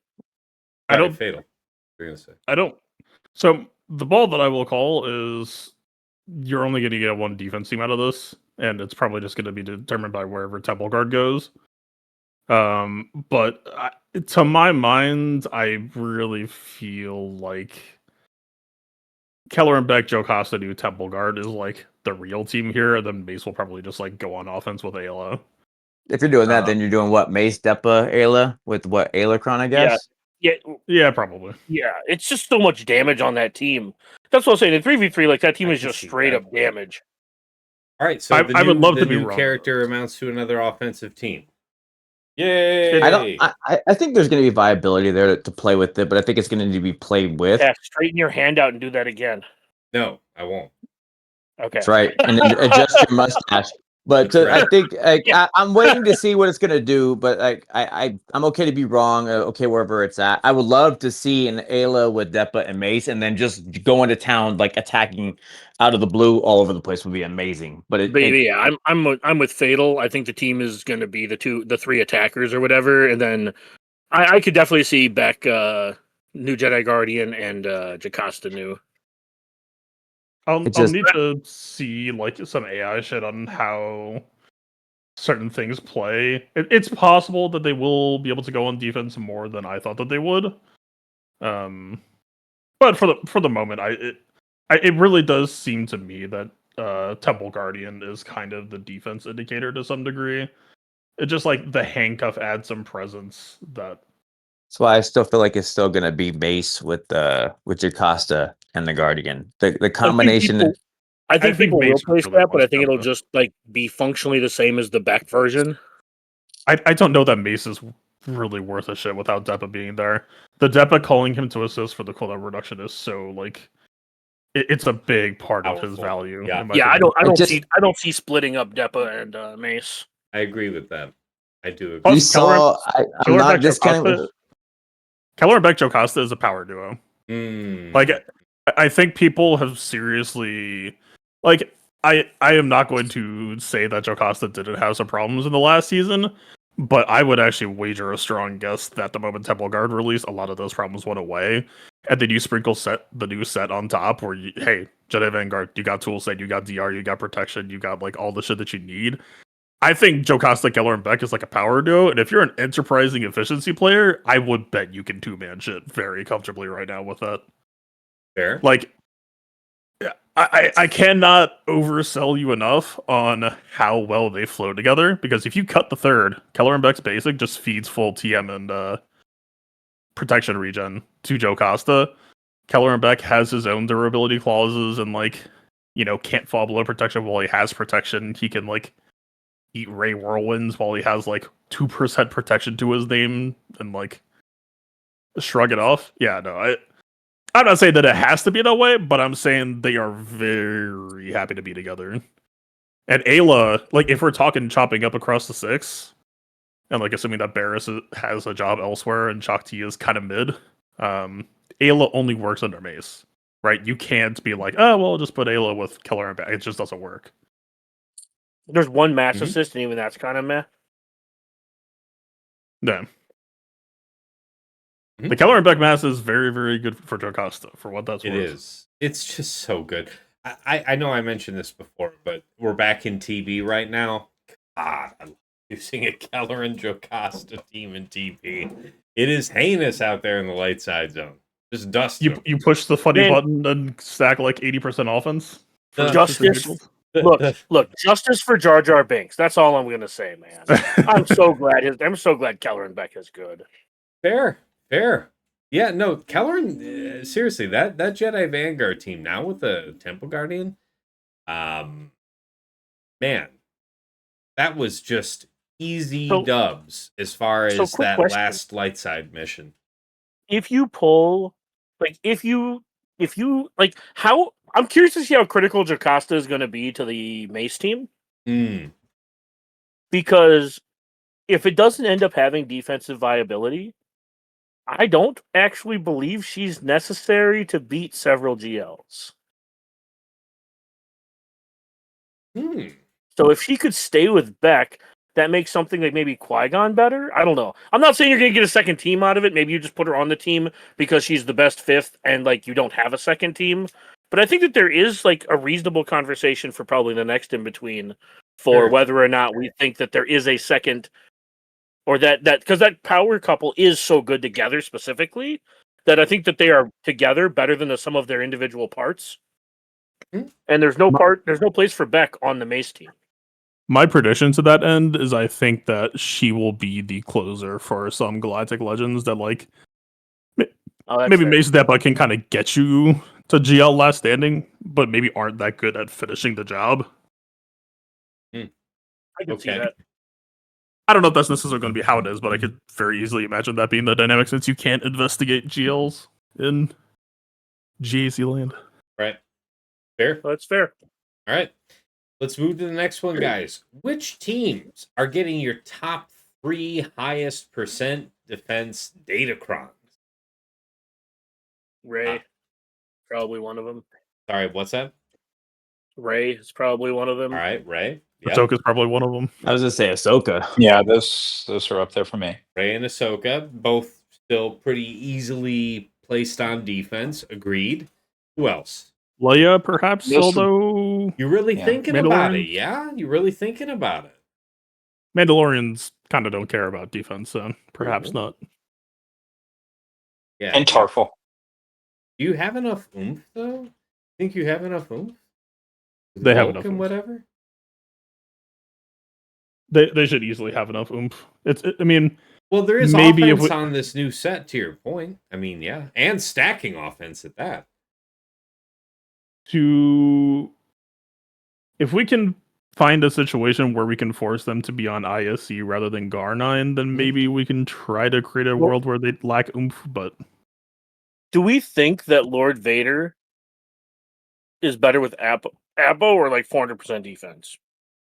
I definitely want to try 400% defense at some point, just because I think there's been a lot of assumptions made about the nature of the team because of Apocron, and Apocron for majority people has 0 bulk or defense addition. Fair. Yeah, another one is maybe Balin. Balin probably, and that's because the sides are so squishy. That defense should hard fuck Gungans, right? Huh? I was saying putting it on Balin on defense because one of the things that team has is that the sides are squishy. I don't know if that's like. I'm saying if you give Balin defense, Gungan should be blocked, right? Yeah, that was my thought. Ha ha ha Mm. ha ha ha ha ha ha. I don't know if there's going to be a third right now. Honestly, historically, Trench has been a little obnoxious with high defense because of Dooku. True. Are you going to use By that the instead way- of a Dooku Kron, though? And so you're going to use like a Django Kron instead of the Dooku Kron from set 21? Well, I wasn't going to use a Django Kron. I was going to use it was just going to be like Trench Watt Dooku. I've never played Trench, and I'm not about to start, but I'm sure that Trench against Mace posters will be quite funny if you just like tank tech on Dooku and like, all right, investigate this, you fuck. Investigate these. Well, dude, like they built this fucking mechanic into the squad where it's like, I swear to God, we're gonna see this theory crafts where it's just like, yeah, you just ram Sith Empire trooper into this random squad, and it's a pre-taunt Sith, so I guess. You suck and eat shit.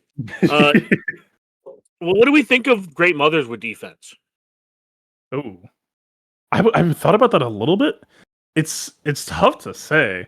Like, it's almost like, would you just like ditch Spirit and throw in Merit and be like, hey, fucko, just like, I'm not gonna kill you, but I'm just gonna make it a pain in the ass for you to kill me. I probably wouldn't because Marin would open it for Inquisitors, so I'd probably still put in like Spirit or something like that. Hear me out. How about this? 50% protection. The rest of it defense on the Kron. Dig that.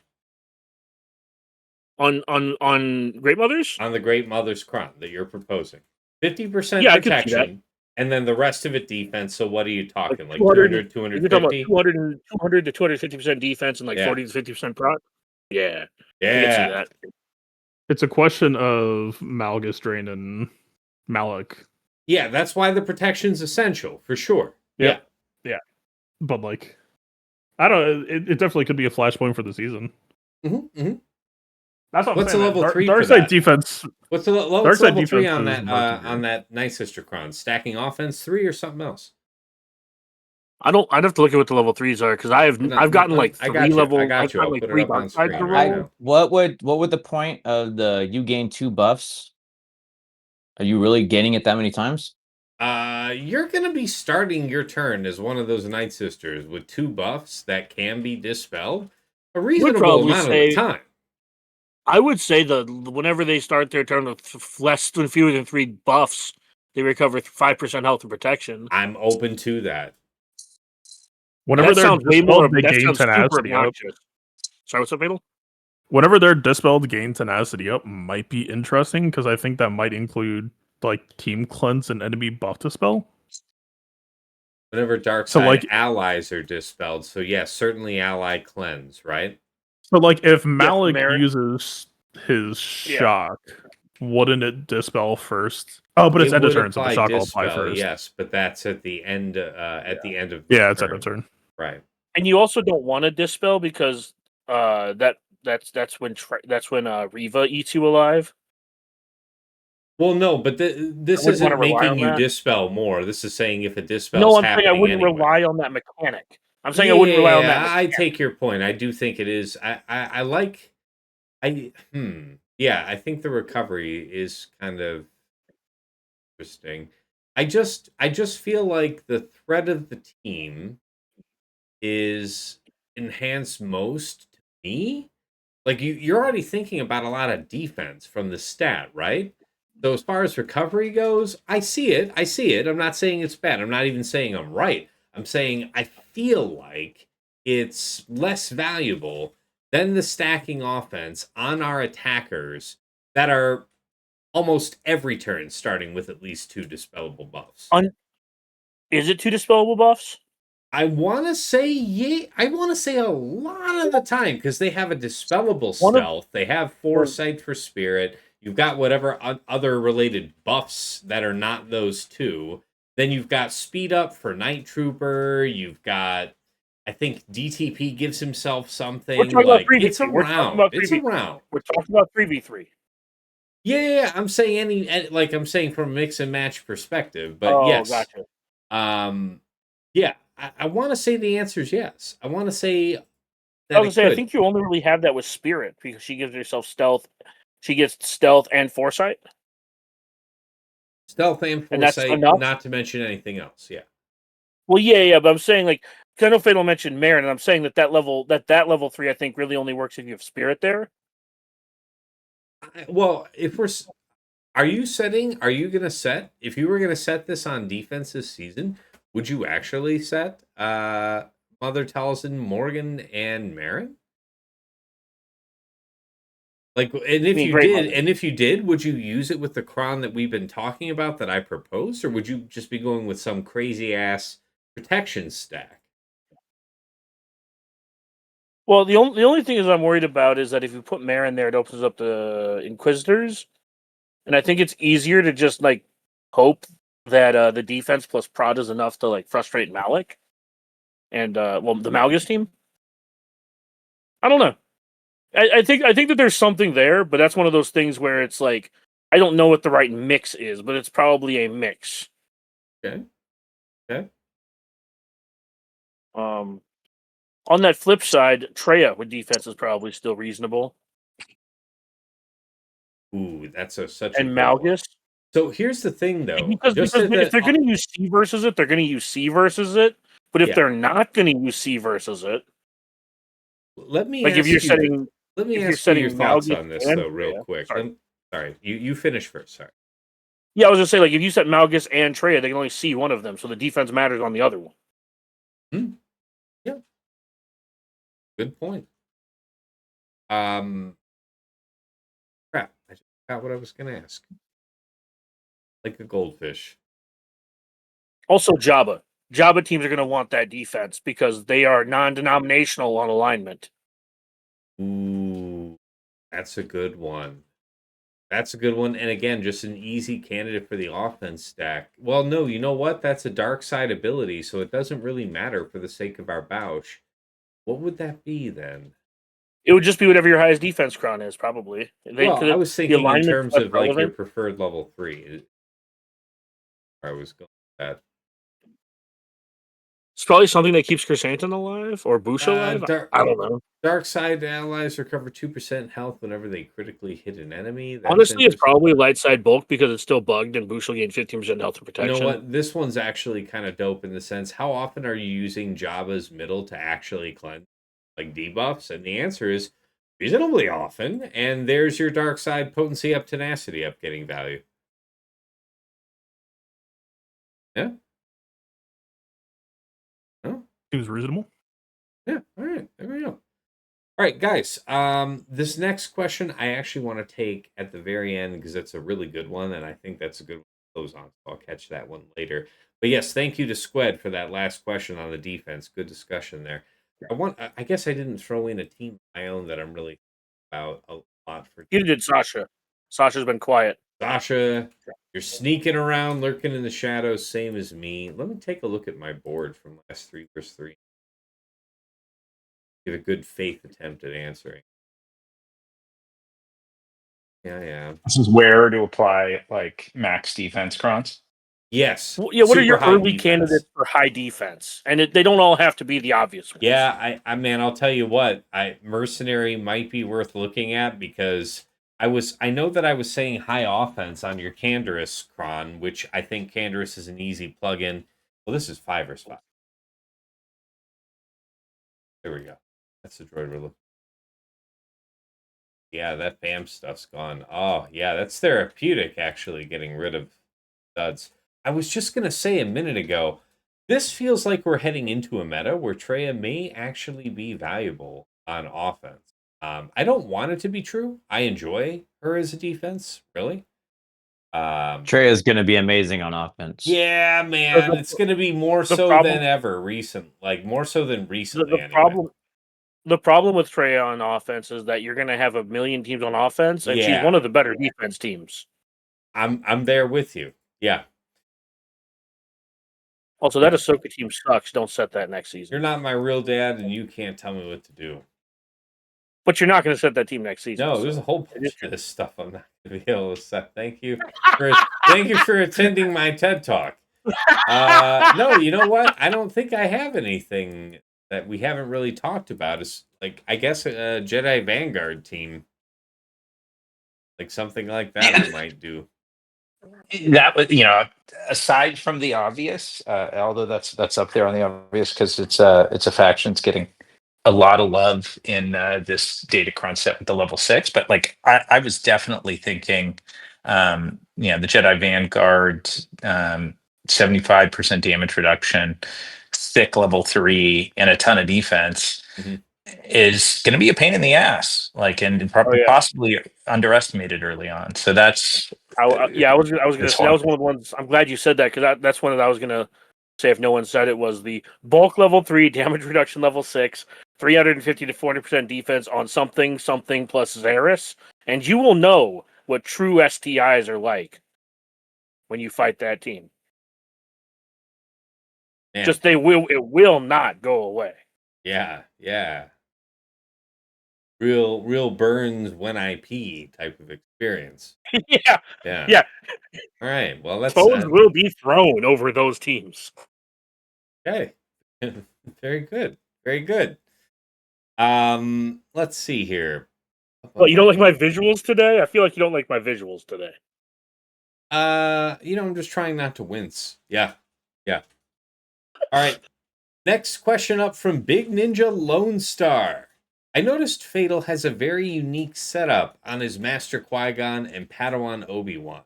Did he explain why those mods and what he's aiming to cut out as a counter with that setup?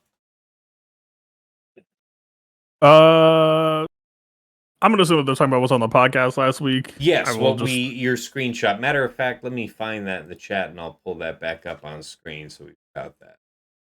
Just as a point of order, very often I see people being like, man, what the fuck are these mods? And like, if it's not around a lock, then there's like a decent chance that Hot Eatles just like yank that shit for me to test somewhere else. But this, so, like, this is what you intentionally shared us last week. No. So. That is real. I'm saying, like, if you look at my profile sometimes and you see some weird shit, just ask me, like, what's up? Rather, like, don't assume that it's like some weird shit because it's probably just Hot Utils filling mods in. But no. So the overall idea is that Qui-Gon is the best damage dealer on the team by far, especially when you throw Cam in. Cam just giving him a metric boatload of offense on top of a already very high capability base kit. It's not out of range for him to do like 1 million damage on his basic when you build everything correctly. So the idea of the team is, just rally around that. Cam is not there as a damage dealer. He's just a stat stick to boost Master Qui-Gon and GMY, so I tank mod him. Padawan Obi-Wan is squishy as shit and is mostly just a vessel for Qui-Gon to attack extra, so I kind of give him gas-style mods with protection and offense and defense. Crit avoidance on a bunch of people was mostly just in conversation with Darth Bane a while ago, and I haven't got rid of it since, but it possibly helped me against Saw Gerrera attacks. People possibly have shitty crit chance on Kaya Katarn. That wasn't deliberate, it's just I was getting holds, and that's my running theory for why it went well. And then a lot of that is just a function of like, I think there's some stuff in that picture that doesn't match what I just said, and that's just a function of me lowering the team's budget over time and making concessions and stealing shit away as I work on other squads. So that Cam is definitely more jank than I would like. I think Padawan Obi-Wan is like a little bit more jank than I would like, but that's just what happens. I boost other squads instead, and it's the life. I absolutely It's believe it. life. Fair enough. All right. Appreciate you going in on that one. All right, next one up from Striker. Are there any particular characters the panel will be remodding away from the norm to capitalize on the Datacron sets, or as traps for counters that have been appearing to teams, such as the Sawcron versus Queen Amidala? So any other remods, if you're gonna stack a bunch of protection on your Queen team this season to impede Saw, anything else counter meta? I think that's the spirit of the question, right? Are you doing something counter meta modding wise? Me, no. I'm gonna be. I'm Well, you already did. sorry. You already did. You already said you did. You moved Dre into an offense set. Oh well, yes. I think that is a pretty noteworthy character to mention. Fair. That might be. Gotta check now because I don't want to make a liar of myself twice in a row, but pretty sure that's the only one I've specifically remodded just because of the focus Datacron. So enough. But aside from that, no, I'm looking for my Datacrons to do the work for me. So I definitely have some work ahead of me. Right now, like I said, it's Friday evening. I've got till Tuesday at 5 p.m. to improve my lot. So there's quite a bit of work yet to do, and I will be doing it. And we'll all find out how that's going when I stream next week. That's about I it. got one thing I'll add to that, like that modding, and I haven't done it yet. I haven't even decided where I might do it. But as I kind of harken back to like set 16 in the high defense days, where timeout becomes like a really viable defensive strategy with certain comps, it often would make sense if you're setting a particular squad with high defense to mod them purely for survivability, and like even if they have an attacker and it can surprise somebody, it's like and again, I don't have anything particularly in mind at this point, but I'll probably take a look at my roster and just say, well, hey, if I'm going to slap a 300 something percent defense Datacron down on these guys, maybe I want to just make them all thick as hell, and even whatever the attacker in there, nerf the damage, but just maximize survivability and play for that timeout, even down to a modding level. So that's just one general suggestion. Yeah, I have mine is less for threes, but one thing I will do probably for threes is I'll move Zaris into like 3x defense sets. I've been wanting to do that for a while, anyways, just because like in R9, like her health just exists, right? So I'm less concerned with the health mods and just looking to see how thick I can make her. And I think this is the season to actually pull the trigger on that because of the bulk plus the defense plus the damage reduction. That it just kind of makes sense to lean even further into that. Cal's another character, baby Cal. There's another character I've wanted to put into defense sets with health primaries instead of health sets because once again at R9 I feel like it's just a better value to lean into the defense mods. Yep. Because again, like the health just I'm not saying there's diminishing returns per se, but like at R9 it's less critical. So I would say those two characters are ones I'm gonna want to try to move into defense sets with health primaries. I've also been toying around with just a fast Xeris, just so she cycles like one or two more turns over the course of a fight for What's 3v3. fast here? Like plus 150, plus 160. Like make her reasonably fast, like pretty fast. Because in 3v3 she takes more you take more turns, and she gains less turn meter from having less teammates. Right. So by having her be just naturally faster, and again we talked about the DR plus the bulk level 3 and the defense on the cron, I feel like you can get away with trying to make her a little bit faster just to get that dispel out a little bit more.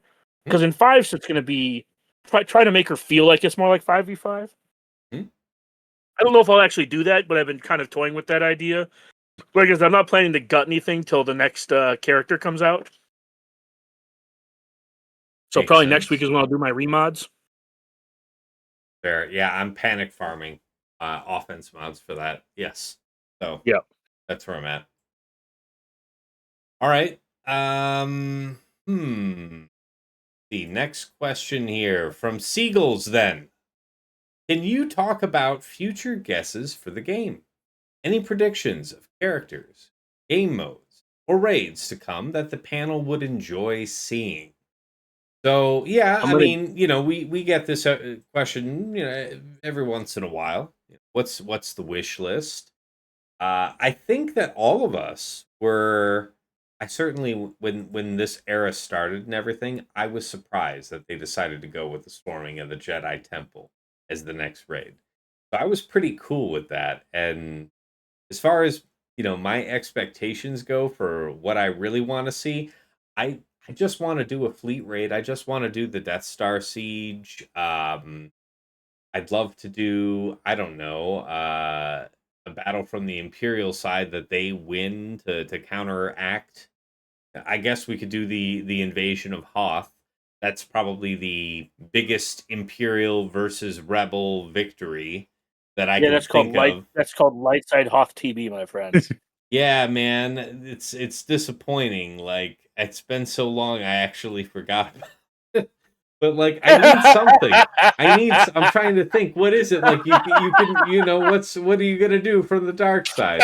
I guess that means you have to do something First Order related. I don't know, but I still want to fly the Death Star trend.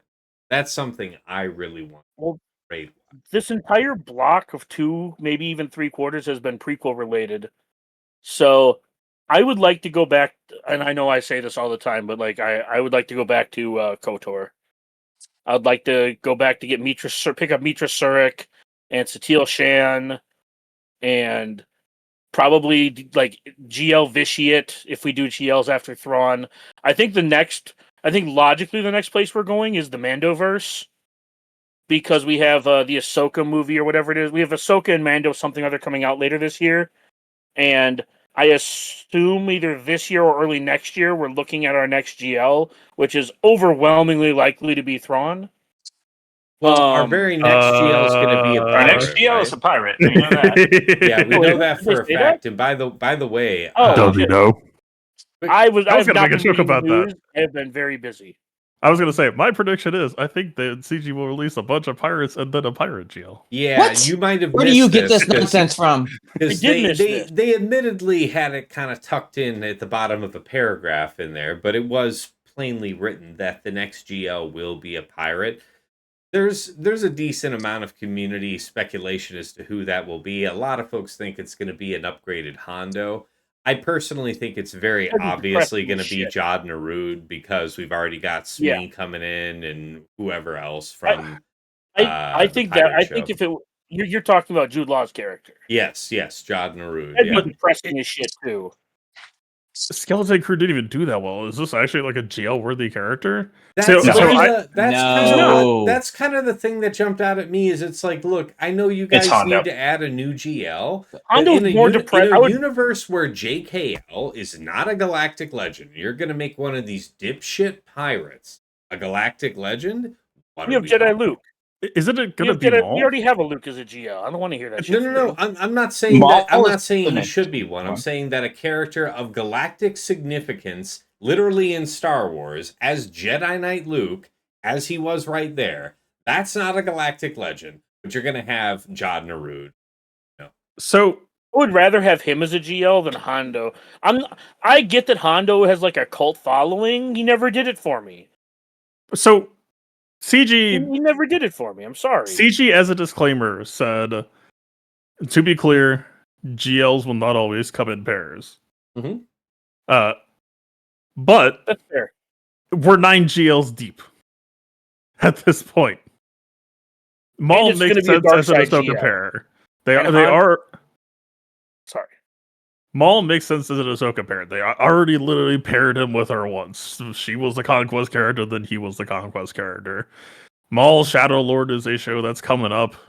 Crimson Dawn Maul exists. All right. Now I'm listening. This is GL worthy. Yeah, like Now you have my attention.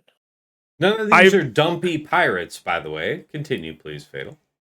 Yeah, it's like I can imagine them doing like some Crimson Dawn shit. It's not an area that I'm familiar with, but Maul is a character that kind of clicks into places like would make sense as a galactic legend, and also I could make agree with sense that. as if it's not going to be Thrawn, like it might as well be Which Maul. it should be. Because like I actually didn't know that. I'm still miffed that I talk to you almost every day and Womp Rat. How the fuck did I miss that we're getting a pirate? Yeah, GL? man, that's yeah. Somehow we didn't talk about that. Somehow I assumed that you would have already known. Why do you not know his schedule and be able to tell him? It's kits. The only time I read that shit is when it's kits, and you technically read it to me. That's right. That's right. If I read that post correctly, it sounds like the next Conquest character will also be a pirate. That might be Jod. That's what it sounded like, but I don't That's think hot. they've given. Dude, They really would haven't put the love- confirmation, Now, but That it did sounds amazing. sound like I would that. love a GL that has 2 Personally- Conquest units. I'm gonna go in just a slightly different direction from Dagger. Like I would prefer that Jod comes out in the way that Fatal just mentioned, and that we actually have Hondo as the next GL. No, Because fuck Hondo. Hondo, yeah, I mean, I understand So, that. You can and just you can calling it hate, out, you can they hate from said- outside the club, and that's your business. But the fact remains that Hondo is a character of galactic significance, far No, he's not. exceeding Jod Narude's he's scrub not. ass. What are Okay, you so- saying? He So has just no to call galactic out. relevance. So if we can Again, just call out. it's all about relativity. It's about compared to Jod All Narude. right, Come so on. just calling out the one thing they said, the next marquee will be a leader for the pirate so that you can get into the raid already. Mhm. This still looks to be a raid, what I would call a raid GL, because they're trying to tie in the significance of it, whatever it's going to be. And yes, to Fatal's point, they did say, and what it sounded like was our next one's going to be another pirate conquest unit. So, And also, Maul would make some sense at Order 66. Not saying that the pirate context makes the most sense, but that motherfucker was there. If we didn't already know that it was going in the direction of pirate, I absolutely would think that's a highly viable area to go next. But who are we to say? I didn't think it was. Also, I just want to see Maul with an eye patch, and I think that's what I'm here for. So, my actual prediction. Tass's face when I said that. I'm just My prediction picturing for- Maul with the R. Yeah, the eye patch. Yeah. Sorry, you were gonna say Fatal. I swear I'm not just recycling old content, but I can't help but bring it up because it's timely. My prediction for shit that we don't know is coming is dog. You mean to tell me that they made a character that introduces a mechanic about starting investigations at the same fucking time that they gave Krennic the insight mechanic in a Datacron? The ISB is coming next year. It's not even a question at this point in my mind. I gotta say, Fatal. character that needs the Calibrate biggest. your Cannot wait enthusiasm. for the ISB. This is an unasked question that folks should be talking about. But as far as characters in this game that need the biggest come up, Krennic surely has to be the one. Like, has to be number one on the list because Justice for because- Ben Mendelsohn. I was gonna say fight me outside in the Walmart parking lot at 2 a.m. if you disagree that Krennic was not one of the most amazing characters in this last season of Andor. Because it was amazing, man, and I need it. I want him to be a good character in the game. Look, we're already reenacting Andor in California with the Gormans, so we should actually have Ben Mendelsohn be better in this game, right? Current events tying into Swugga. See? I agree. Hands off my Topical. Calkite. I'm so excited to get like Leo Partagaz. I'm trying to Yes. calibrate my enthusiasm. I really But, want that we whole. I shall know we see. Same talked here for about Andor this. content. I know we talked about this last episode. ISB faction would be hot. Dude, not just ISB, retroactively give like Veers and Stark the tag too. Sure. Like just call it like Imperial officers. Don't even call it ISB. Mhm. Include some of the old shitters that we don't use anymore, so we can maybe do something with them. Mm-hmm. But yeah, ISB would be really cool. What was the blonde chick's name? I always blank on her Deidre name. Mero. Deidre Mero. She is so If they do fucking that, then good, dude. my ask is I was never a big Madden player, but I played a little bit of it. But they had that. I would like Star Wars Galaxy of Heroes to have a career mode. So you can take one of the ISB officers and you try to ascend the political ladder. Become So a that would Grand be Moff. fantastic. Yes, Oh, become a Grand Moff. yeah. I'm its supervisor, but it's tenuous. And yeah, oh man, I would love to do that. Career mode. Galaxy of Heroes finally gets into FIFA Ultimate Team type shit with a make your own player type. Oh, I would then love it. They can actually sell cards. Have the Swogga Ultimate Team. Wow. They can 100%. You could actually go sell Lonnie us the Young and cards. double agent. I'm in. Guys, I'm we got to send the business case to CG, because if you can tell them how they can print money doing it, I mean, man, we'll see this in 2 weeks. Yeah, well, they can have my money. So yeah, Yeah. we'll talk to them about it. Amazing. All right, This guys. reminds me that they used to have a Star Wars trading card game, and the ISB thing you're talking about would have been so good for that. Yeah. If they brought back, I know we've talked about it before, and I have them behind me, but the original Star Wars customizable card game. If they brought back some, reimagined version of that, inclusive of, gosh, all the latest stuff they've added to Star Wars. They already remade it. No crap. Well, not the exact same game, but they have a TCG Star Wars game that's out right now. I'll have to look at it, because what I would love, I mean, I suppose that's wildly fantastical, but it would be great if, the old cards played with the new cards. No, unfortunately not. Yeah, I know. It's too bad that Star Wars Destiny didn't pan out, because that would have been. I mean, it was Fantasy Flight, so it was never going to work. Fuck them. But man, it was really cool to actually have a game sort of like Magic the Gathering or Yu-Gi-Oh or Pokemon that was actually like a viable game you could play at like card stores and stuff like that. So fuck you, Fantasy Flight, for fucking up like a really cool game.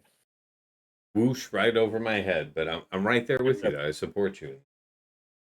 All right, guys, it's time to move away into takeaways and final thoughts. So, we have one more question that you didn't ask. Did I miss one? No, you said you were going to save one for the end. No, that I got Seagulls. That was the one. I wanted to save that one about what you want, your aspirations for the future of the game. That KOTOR was the one shit. I wanted to catch. More KOTOR shit. More Pirates are not KOTOR important. shit. Appreciate that. All right. So yeah, wrapping this one up here. We're heading in the next few days into this first week, 3 versus 3. If you've done the stretch effort to have all of the Lord Vader clones ready, make sure that you've got your Tarkin dialed in. Hopefully you've availed yourself of the Omicron. And if not, it's certainly not the top priority, 3 versus 3 Omicron. I think that still remains being Tusken Raider. But this one's up there. Those clones are banging. So, I don't know. As always, new teams, new choices are going to be bottom front for my opponents. That's just common week 1 strategy. So I'm going to try and see what I learn from how they choose to attack them when they have no idea what's sitting in the back. And that's probably about it for me. So nothing too unconventional there. How about you, Dagger? What do you got? Takeaways, final thoughts. Be better than me and figure out a way to beat all these teams. Because I know I'm going to lose matches because I lose and they win. Yeah. So when he says be better than him, what he means is that, actually play the game anywhere within the 24 hours in which you're permitted to attack. There you That's go. the fuck up. Yeah. But also that's not completely untrue. And by the way, my time just even more of my time just went up in smoke thanks to my fucking family. Edie's, Dipshit. right? Yeah, kitties. Oh my god, it's fucking miserable. I won't bore you with the details here, but yeah, or yet I should say. If you want to talk about it, I'll talk about it on Discord. Yeah, we'll catch it off cam. Yeah. Yeah, but I would just say defense is back. and experiment with where you can try to get some edges on defense. I think that frequently the last couple teams that your opponent fights are where you're going to get the most holds. Once they get past your power teams and they kind of slog their way through everything else, the last couple teams is where they'll struggle. Try to slap like some defense on those last few teams just to make them struggle a little bit more so they can't, cheese off like one of your teams with something. And I'm not guaranteeing it's going to work, but if your last team that you're setting is like, well, I mean, I guess Saw's a bad example because it had a crowd from the last set, but Yeah. whatever you're setting, if you don't know what cron to put on it, just whatever your highest defense one is. And another thing to remember, when you're looking to put defense on a team, on whatever, it doesn't sometimes it doesn't matter if you put a dark side defense cron on a light side team or vice versa. Sometimes it is just about the defense. Yeah, we've definitely had metas before where it was about the level 6, more than it was anything else on a cron. So certainly be on the lookout for opportunities like that. It'll come back to me. Sorry, there was anything else you had to say? No, I was just going to finish off with that. Okay. All right. Well, I'm sure. Man, gosh, what was it? It was. Must not have been that important. You can't remember it. Yeah. I'm already 10 steps ahead in my head, so yeah, it's gone now. It's gone now. All right, TJ, how about you? Your takeaways, your final thoughts. It kind of just feels like the same game we're playing again. Just trying to keep it as wide as possible to get to where we need to get to be as successful as possible for week 1 and watch the chaos ensue and see what it's really going to take to kill Dre. That feels like exactly where we're going to be. Yeah. Hey, let me ask you guys, I guess as a follow-up on that. Oh, before I ask that, real quick, the thing I was thinking about is don't get caught out, people. Set 20 expired. Change up those defenses. Straight up delete all the teams that were dependent on a set 20 crown. Doesn't matter that you can set another crown with it. Fine. If that's true, go ahead and manually reset it. Just delete them all. Don't screw yourself. Because when you look at that glowing red dot on your front screen here, like you see on mine, that's telling me that I haven't placed a proper defensive replacement for set 20. Don't catch yourself out setting no cron teams, Yeah, don't be me and have no cron on one of your teams for like 2 weeks because you didn't check. Shameful, disgraceful. Yeah, fair enough. So TJ, yeah, you're just gonna be keeping. Well, I'm sorry. Where were we with you? Oh, I don't know. I'm lost now. It's fine. The talkover works. I'm good. I'm He just was going to keep saying track he of wants it. to find out what actually needs to be used to beat Dre, hoping that there's some cheaper answer to it. That's basically what he was saying. Yes, that was triggering me to ask if JMK fails for you guys. What are you going to do? What's the runner up? Wait and see if my opponent fails, and if they don't, quit. Okay, go with God. Yes. All right. Fair. Probably looking somewhere around Bane, but I don't know. Embracing the mess. So I was thinking about that because I know we talked about that last week in 5 vs 5. I hadn't seen it. I don't know for a fact that it works, but I have heard tell that Bane was able to counter this slacker team some circumstances. So if that is true in 5s, it should be certainly more so in 3s. So I was thinking the same. Yeah, that would be my first runner-up, which means from a strategic point of view, great incentive to set up a bunch of front, maybe slacker in the back. You know it's there. I know it's there. That's fine. Earn your way to it without using Bane. And then see if your JMK works. Yeah, it seems very likely to me that like C-Bane might be a very early standout. I don't think it'll work consistently because I think it's going to take some elbow grease to like set it up correctly to counter the matchup properly. Mm-hmm. But yeah, do you think that, just out of curiosity, and this is a very selfish question, do you think Bane plus Talon with a 90% health cron is good enough? Yes, I do. So when Talon doesn't take a bonus turn, right? No. It's the No, lead but takes the extra turn. she prevents what's his nuts from dying off the From rip. getting straight up bullied down into non-existence. So crucially, Yeah. the thing that you need to solve, well, so are we basically hoping that? So the thing that I think is happening here, I'm sorry, I'm like processing everything and like trying to. Yeah, no worries. Y'all are basically saying that Talon doesn't need to go and that she'll just die and Bane will survive, right? Yes. The goal, the goal specifically is to have Bane not die to like a mass assist from focus, Hux yeah. or just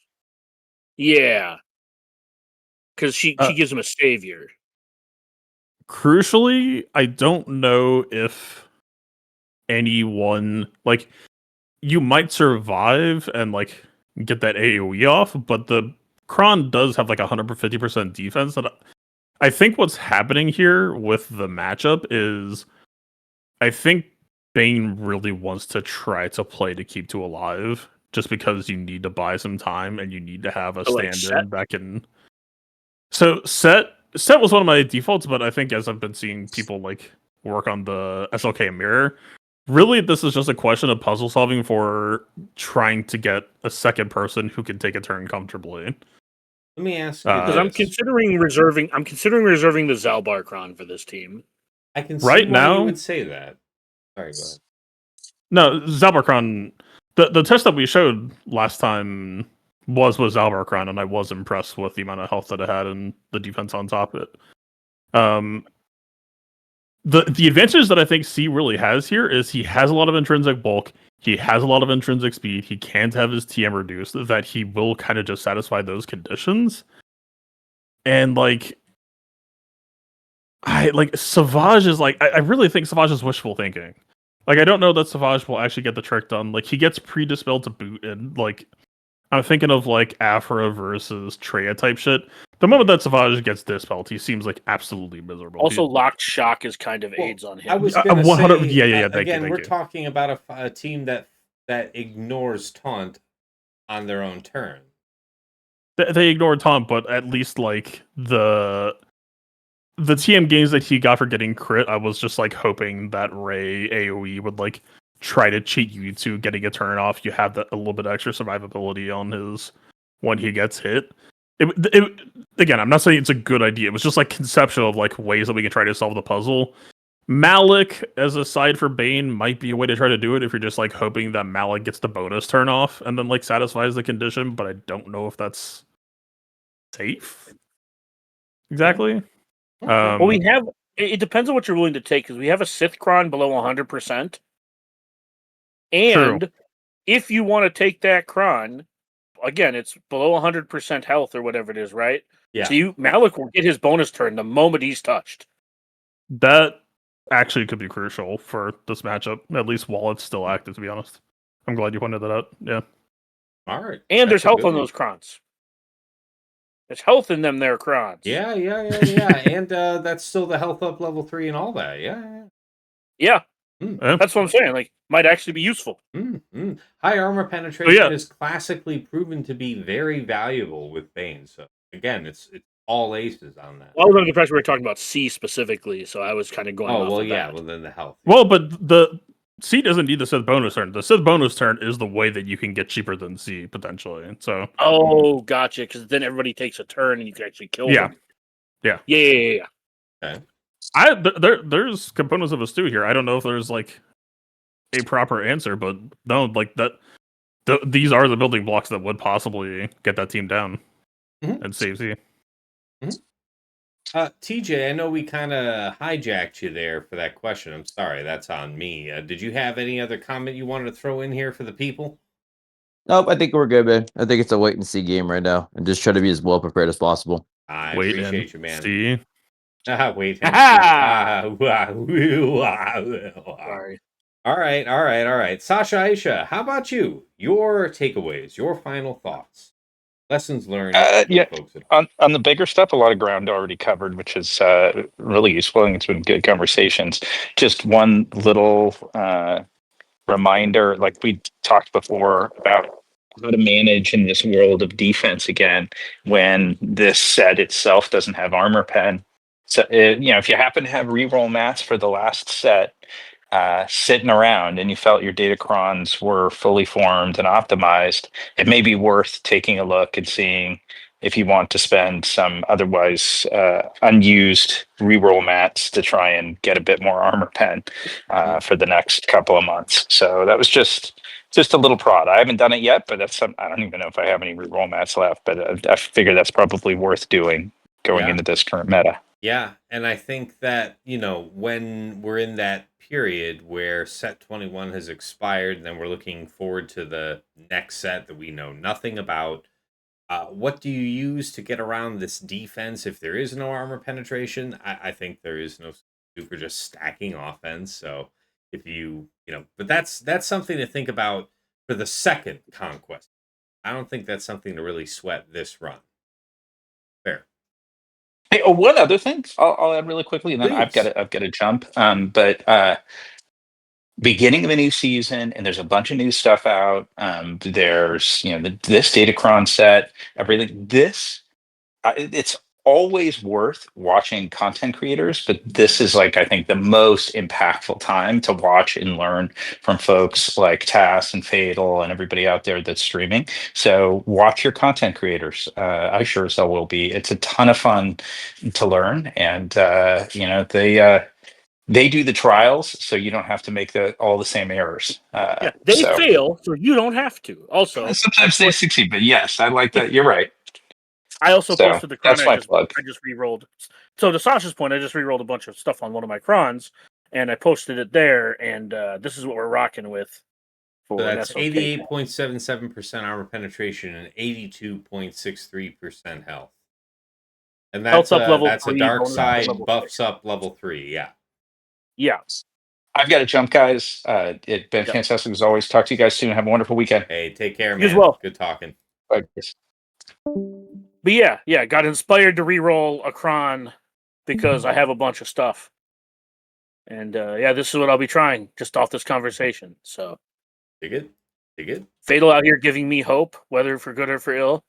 I don't know what type of vibe I'm bringing. I guess I'm just making shit weird with everything that I say.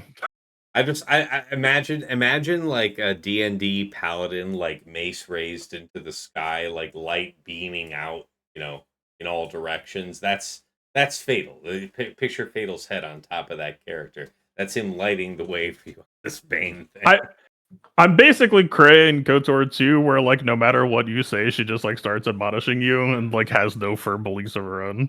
I'm just like, man, this season's gonna be easy. Do you really think that defense was that easy in the past? Like, man, this season's gonna be hard. Like, do you realize how strong teams have gotten now? That's the one. Yeah, well, I mean, you're up next. You know the drill, Fatal. I mean, it's takeaways, final thoughts, your pearls of wisdom for the folks at home. What do you got? Yeah, no, I'm just gonna last 33 season was not fun, but that was like the only bad 33 season I've ever experienced. It's entirely possible that we'll need to wait for set 21 to go before it's just set 22, but my hope and expectation would be that I do think that 33 will kind of resettle back to where it needs to be, or maybe I'm just wrong, and that'll be that. But I don't think I'm wrong. No, I think you're right to have that expectation because a couple of the cheesy, bullshit counters that were enabled by set 20, particularly on the light side of the force, those are gone. So you're right. I think you're right on with that. Those are gone. There is still like some set 21 stuff that like may tip the scales, but yeah, I don't know. I'm just gonna go into the season with an open mind and do some shit this weekend to get ready, and just try to put my best foot forward. Try to give yourself more than 20 minutes to remod for luck. Oh, I've been finding out that lately. There were actually a couple of times where I've like did 2 mod loadouts because I would like pull the loader from the week prior, and they'd be like, "Well, actually, no, I do actually want to make some changes." I would load them again. Nice. That's pre-planning. No, Yeah. Twitch.tv/playbook Oh, you beat TV. me And to also, it. fuck Armor Pen Crowns. They're almost always dog shit. Right. All right. Well, there you have it. Twitch.tv /playbook TV for the for all the Fatal related content as the only other content creator on our show. Sorry, you were going to say? On the topic of fuck Armor Pen Crons, CG has been shrinking the armor penetration on strength attackers recently, which means that Armor Pen Crons are only going to suck even more. Well, did they do that to like balance out how shit like special damage dealers have been? So there are some cases where I can understand why. So CG always does this thing where they will like give a character something, but then immediately take it out of their kit somewhere else. So like Jedi Cal, easiest example. That man has repeatable armor shreds, so they just gave him literally 0 armor pen. This is like, right? It's like you're like, man, this character is like, no. So, but literally every strength attacker in recent memory, like old classic strength attackers, we're talking your Dark Trooper, we're talking your BT1s, are up in like the 400s. And like some characters stretch as high as 500. And a lot of strength attackers are like the 300 to the 350 range. Recent releases are like 200 to 280. And it's like Mace does it, Depa does it, SM33 does it. I'm drawing a blank on the other, but there are at least like 2 or 3 other strength attackers that I looked at it. Oppo does it. Yep, Oppo does it. And like in Oppo's case, it's like, well, he has defense pen up, so like I maybe understand that, even though I think it's kind of dumb. Like, yeah, man, it's weird out here. Strength attackers are like the only thing they have going for them is the accuracy and the armor pen, and CG is like, okay, but what if Crosser was an agility attacker and had almost the same base armor pen that you did? Yes. Unfortunate. It's weird. I don't know. It's a weird agenda CG's pushing. It's a very weird current trend. Yeah, I don't know if it's fully intended, but I see exactly what you're saying. No doubt. All right. Well, hey, appreciate that, Fatal. And of course, thanks to all of my co-hosts here for being on the show. Thanks to all of you for watching. Of course, if you want to catch me live, you know that you can see me at twitch.tv /Tassinix. I also simulcast on my YouTube, Tassinix Gaming. If you haven't been there before, check it out. There's a whole bunch of slug-related content over there that you may be interested in, including Datacron set guides on set 21, the one on set 22. It's only like hours or days away. Like, check my Discord. I put out the cheat sheet so that you have that to tide you over. I wanted to record it much earlier in the week, but life has intervened. I swear I intend to make it. I will. It will be there on YouTube, I promise. I also have stuff like the mod guide videos on characters and factions that you've asked about. Stuff like the How to Mod Guide series, the GAC Omicron tier list video, which, yes, a couple folks have rightly mentioned, is due for a sprucing up. It's about at least 6 months old, so I think it's about time. But it'll be getting a touch up here soon. All that's over there, and of course, it is a rebroadcasting point for this very podcast, which is, of course, native to Spotify. Wherever you find an episode of the show, though, check the description. There will be a link that you can use to plug into your preferred podcast program and follow us there. Anything that you enjoy over there on the YouTube, please do give it a like. Hit subscribe if you want to see more from the channel. Really appreciate your support. And of course, if you want to go above and beyond, there's a couple ways to do it. First of all, I have a Cash App that is $Tassinix. I have a PayPal that is tassinix@gmail.com.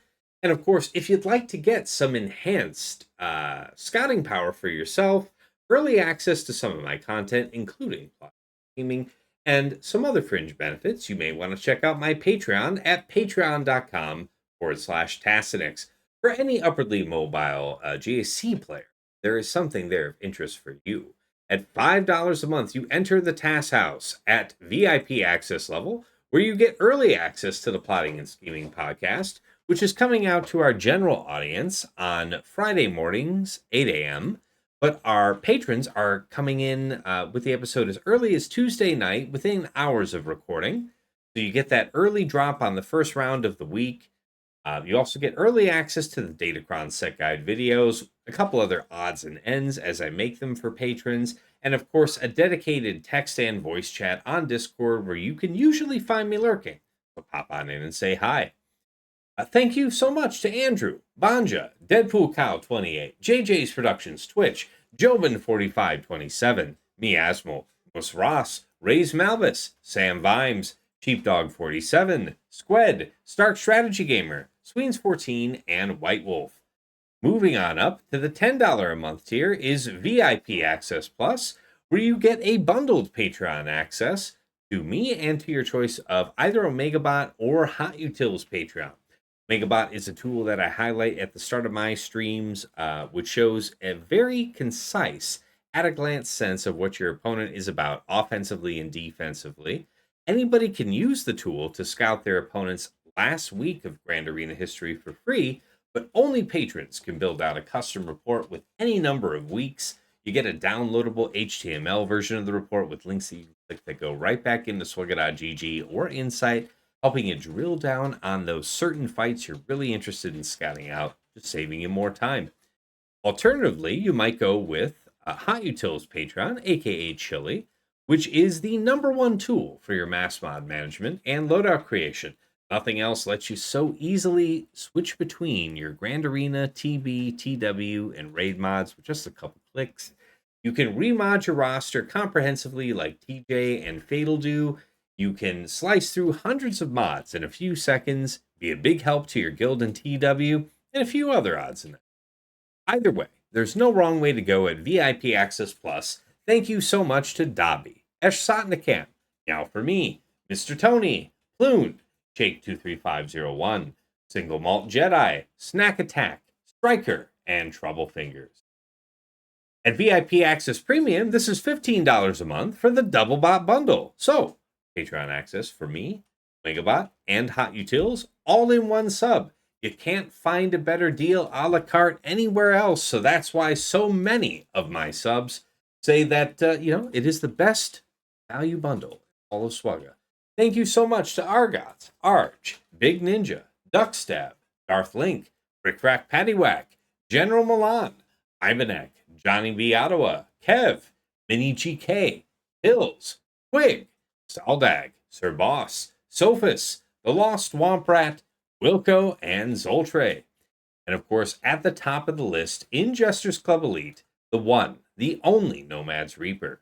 One of my biggest supporters. This guy will just drop in from time to time on one of my streams and just go ham. Hundreds of subs, thousands of biddies, all in one go. He's done it many times over the years. And for that reason, thank you so much. And of course, last but never least, our special thanks. First up to Yoda Force, one of my original supporters who bought me the mic that I'm speaking to you on right now. And even though he's long since quit the game, we wish him well from the other side. To Mrs. T, my wife, thank you for all you do in the background, whether it's furnishing me with alcohol, coffee, or keeping our daughter just from tearing the place apart while I'm trying to be halfway decent at a phone game. Appreciate you. And of course, to Dagger, TJ, Sasha Aisha, and Fatal, my co-hosts here on Plotting and Scheming. Gentlemen, as always, it's a pleasure and a privilege to record our show together. I learn from you every week. Hopefully the feeling is occasionally mutual, but regardless, our community learns a lot from us. A lot of questions, a lot of discussion around the show. You guys add so much to it, and I am so appreciative that you guys make yourselves available despite your busy work and family and kitten adoption schedules, as the case may be. You guys are awesome. Appreciate it so much. All right. Heading back over to the main scene, that's a wrap. So we're heading in, and, farm as hard as you can. The first week is the hardest whenever there's a new Datacron meta, and it's usually just about you being strapped on having enough Datacrons in the first place, and then if you can afford it, decent Datacrons besides. So, good luck to you. We'll be back here to cover that first week of Grand Arena. And until next time, it's been real. It's been awesome. It's been real awesome. Take care.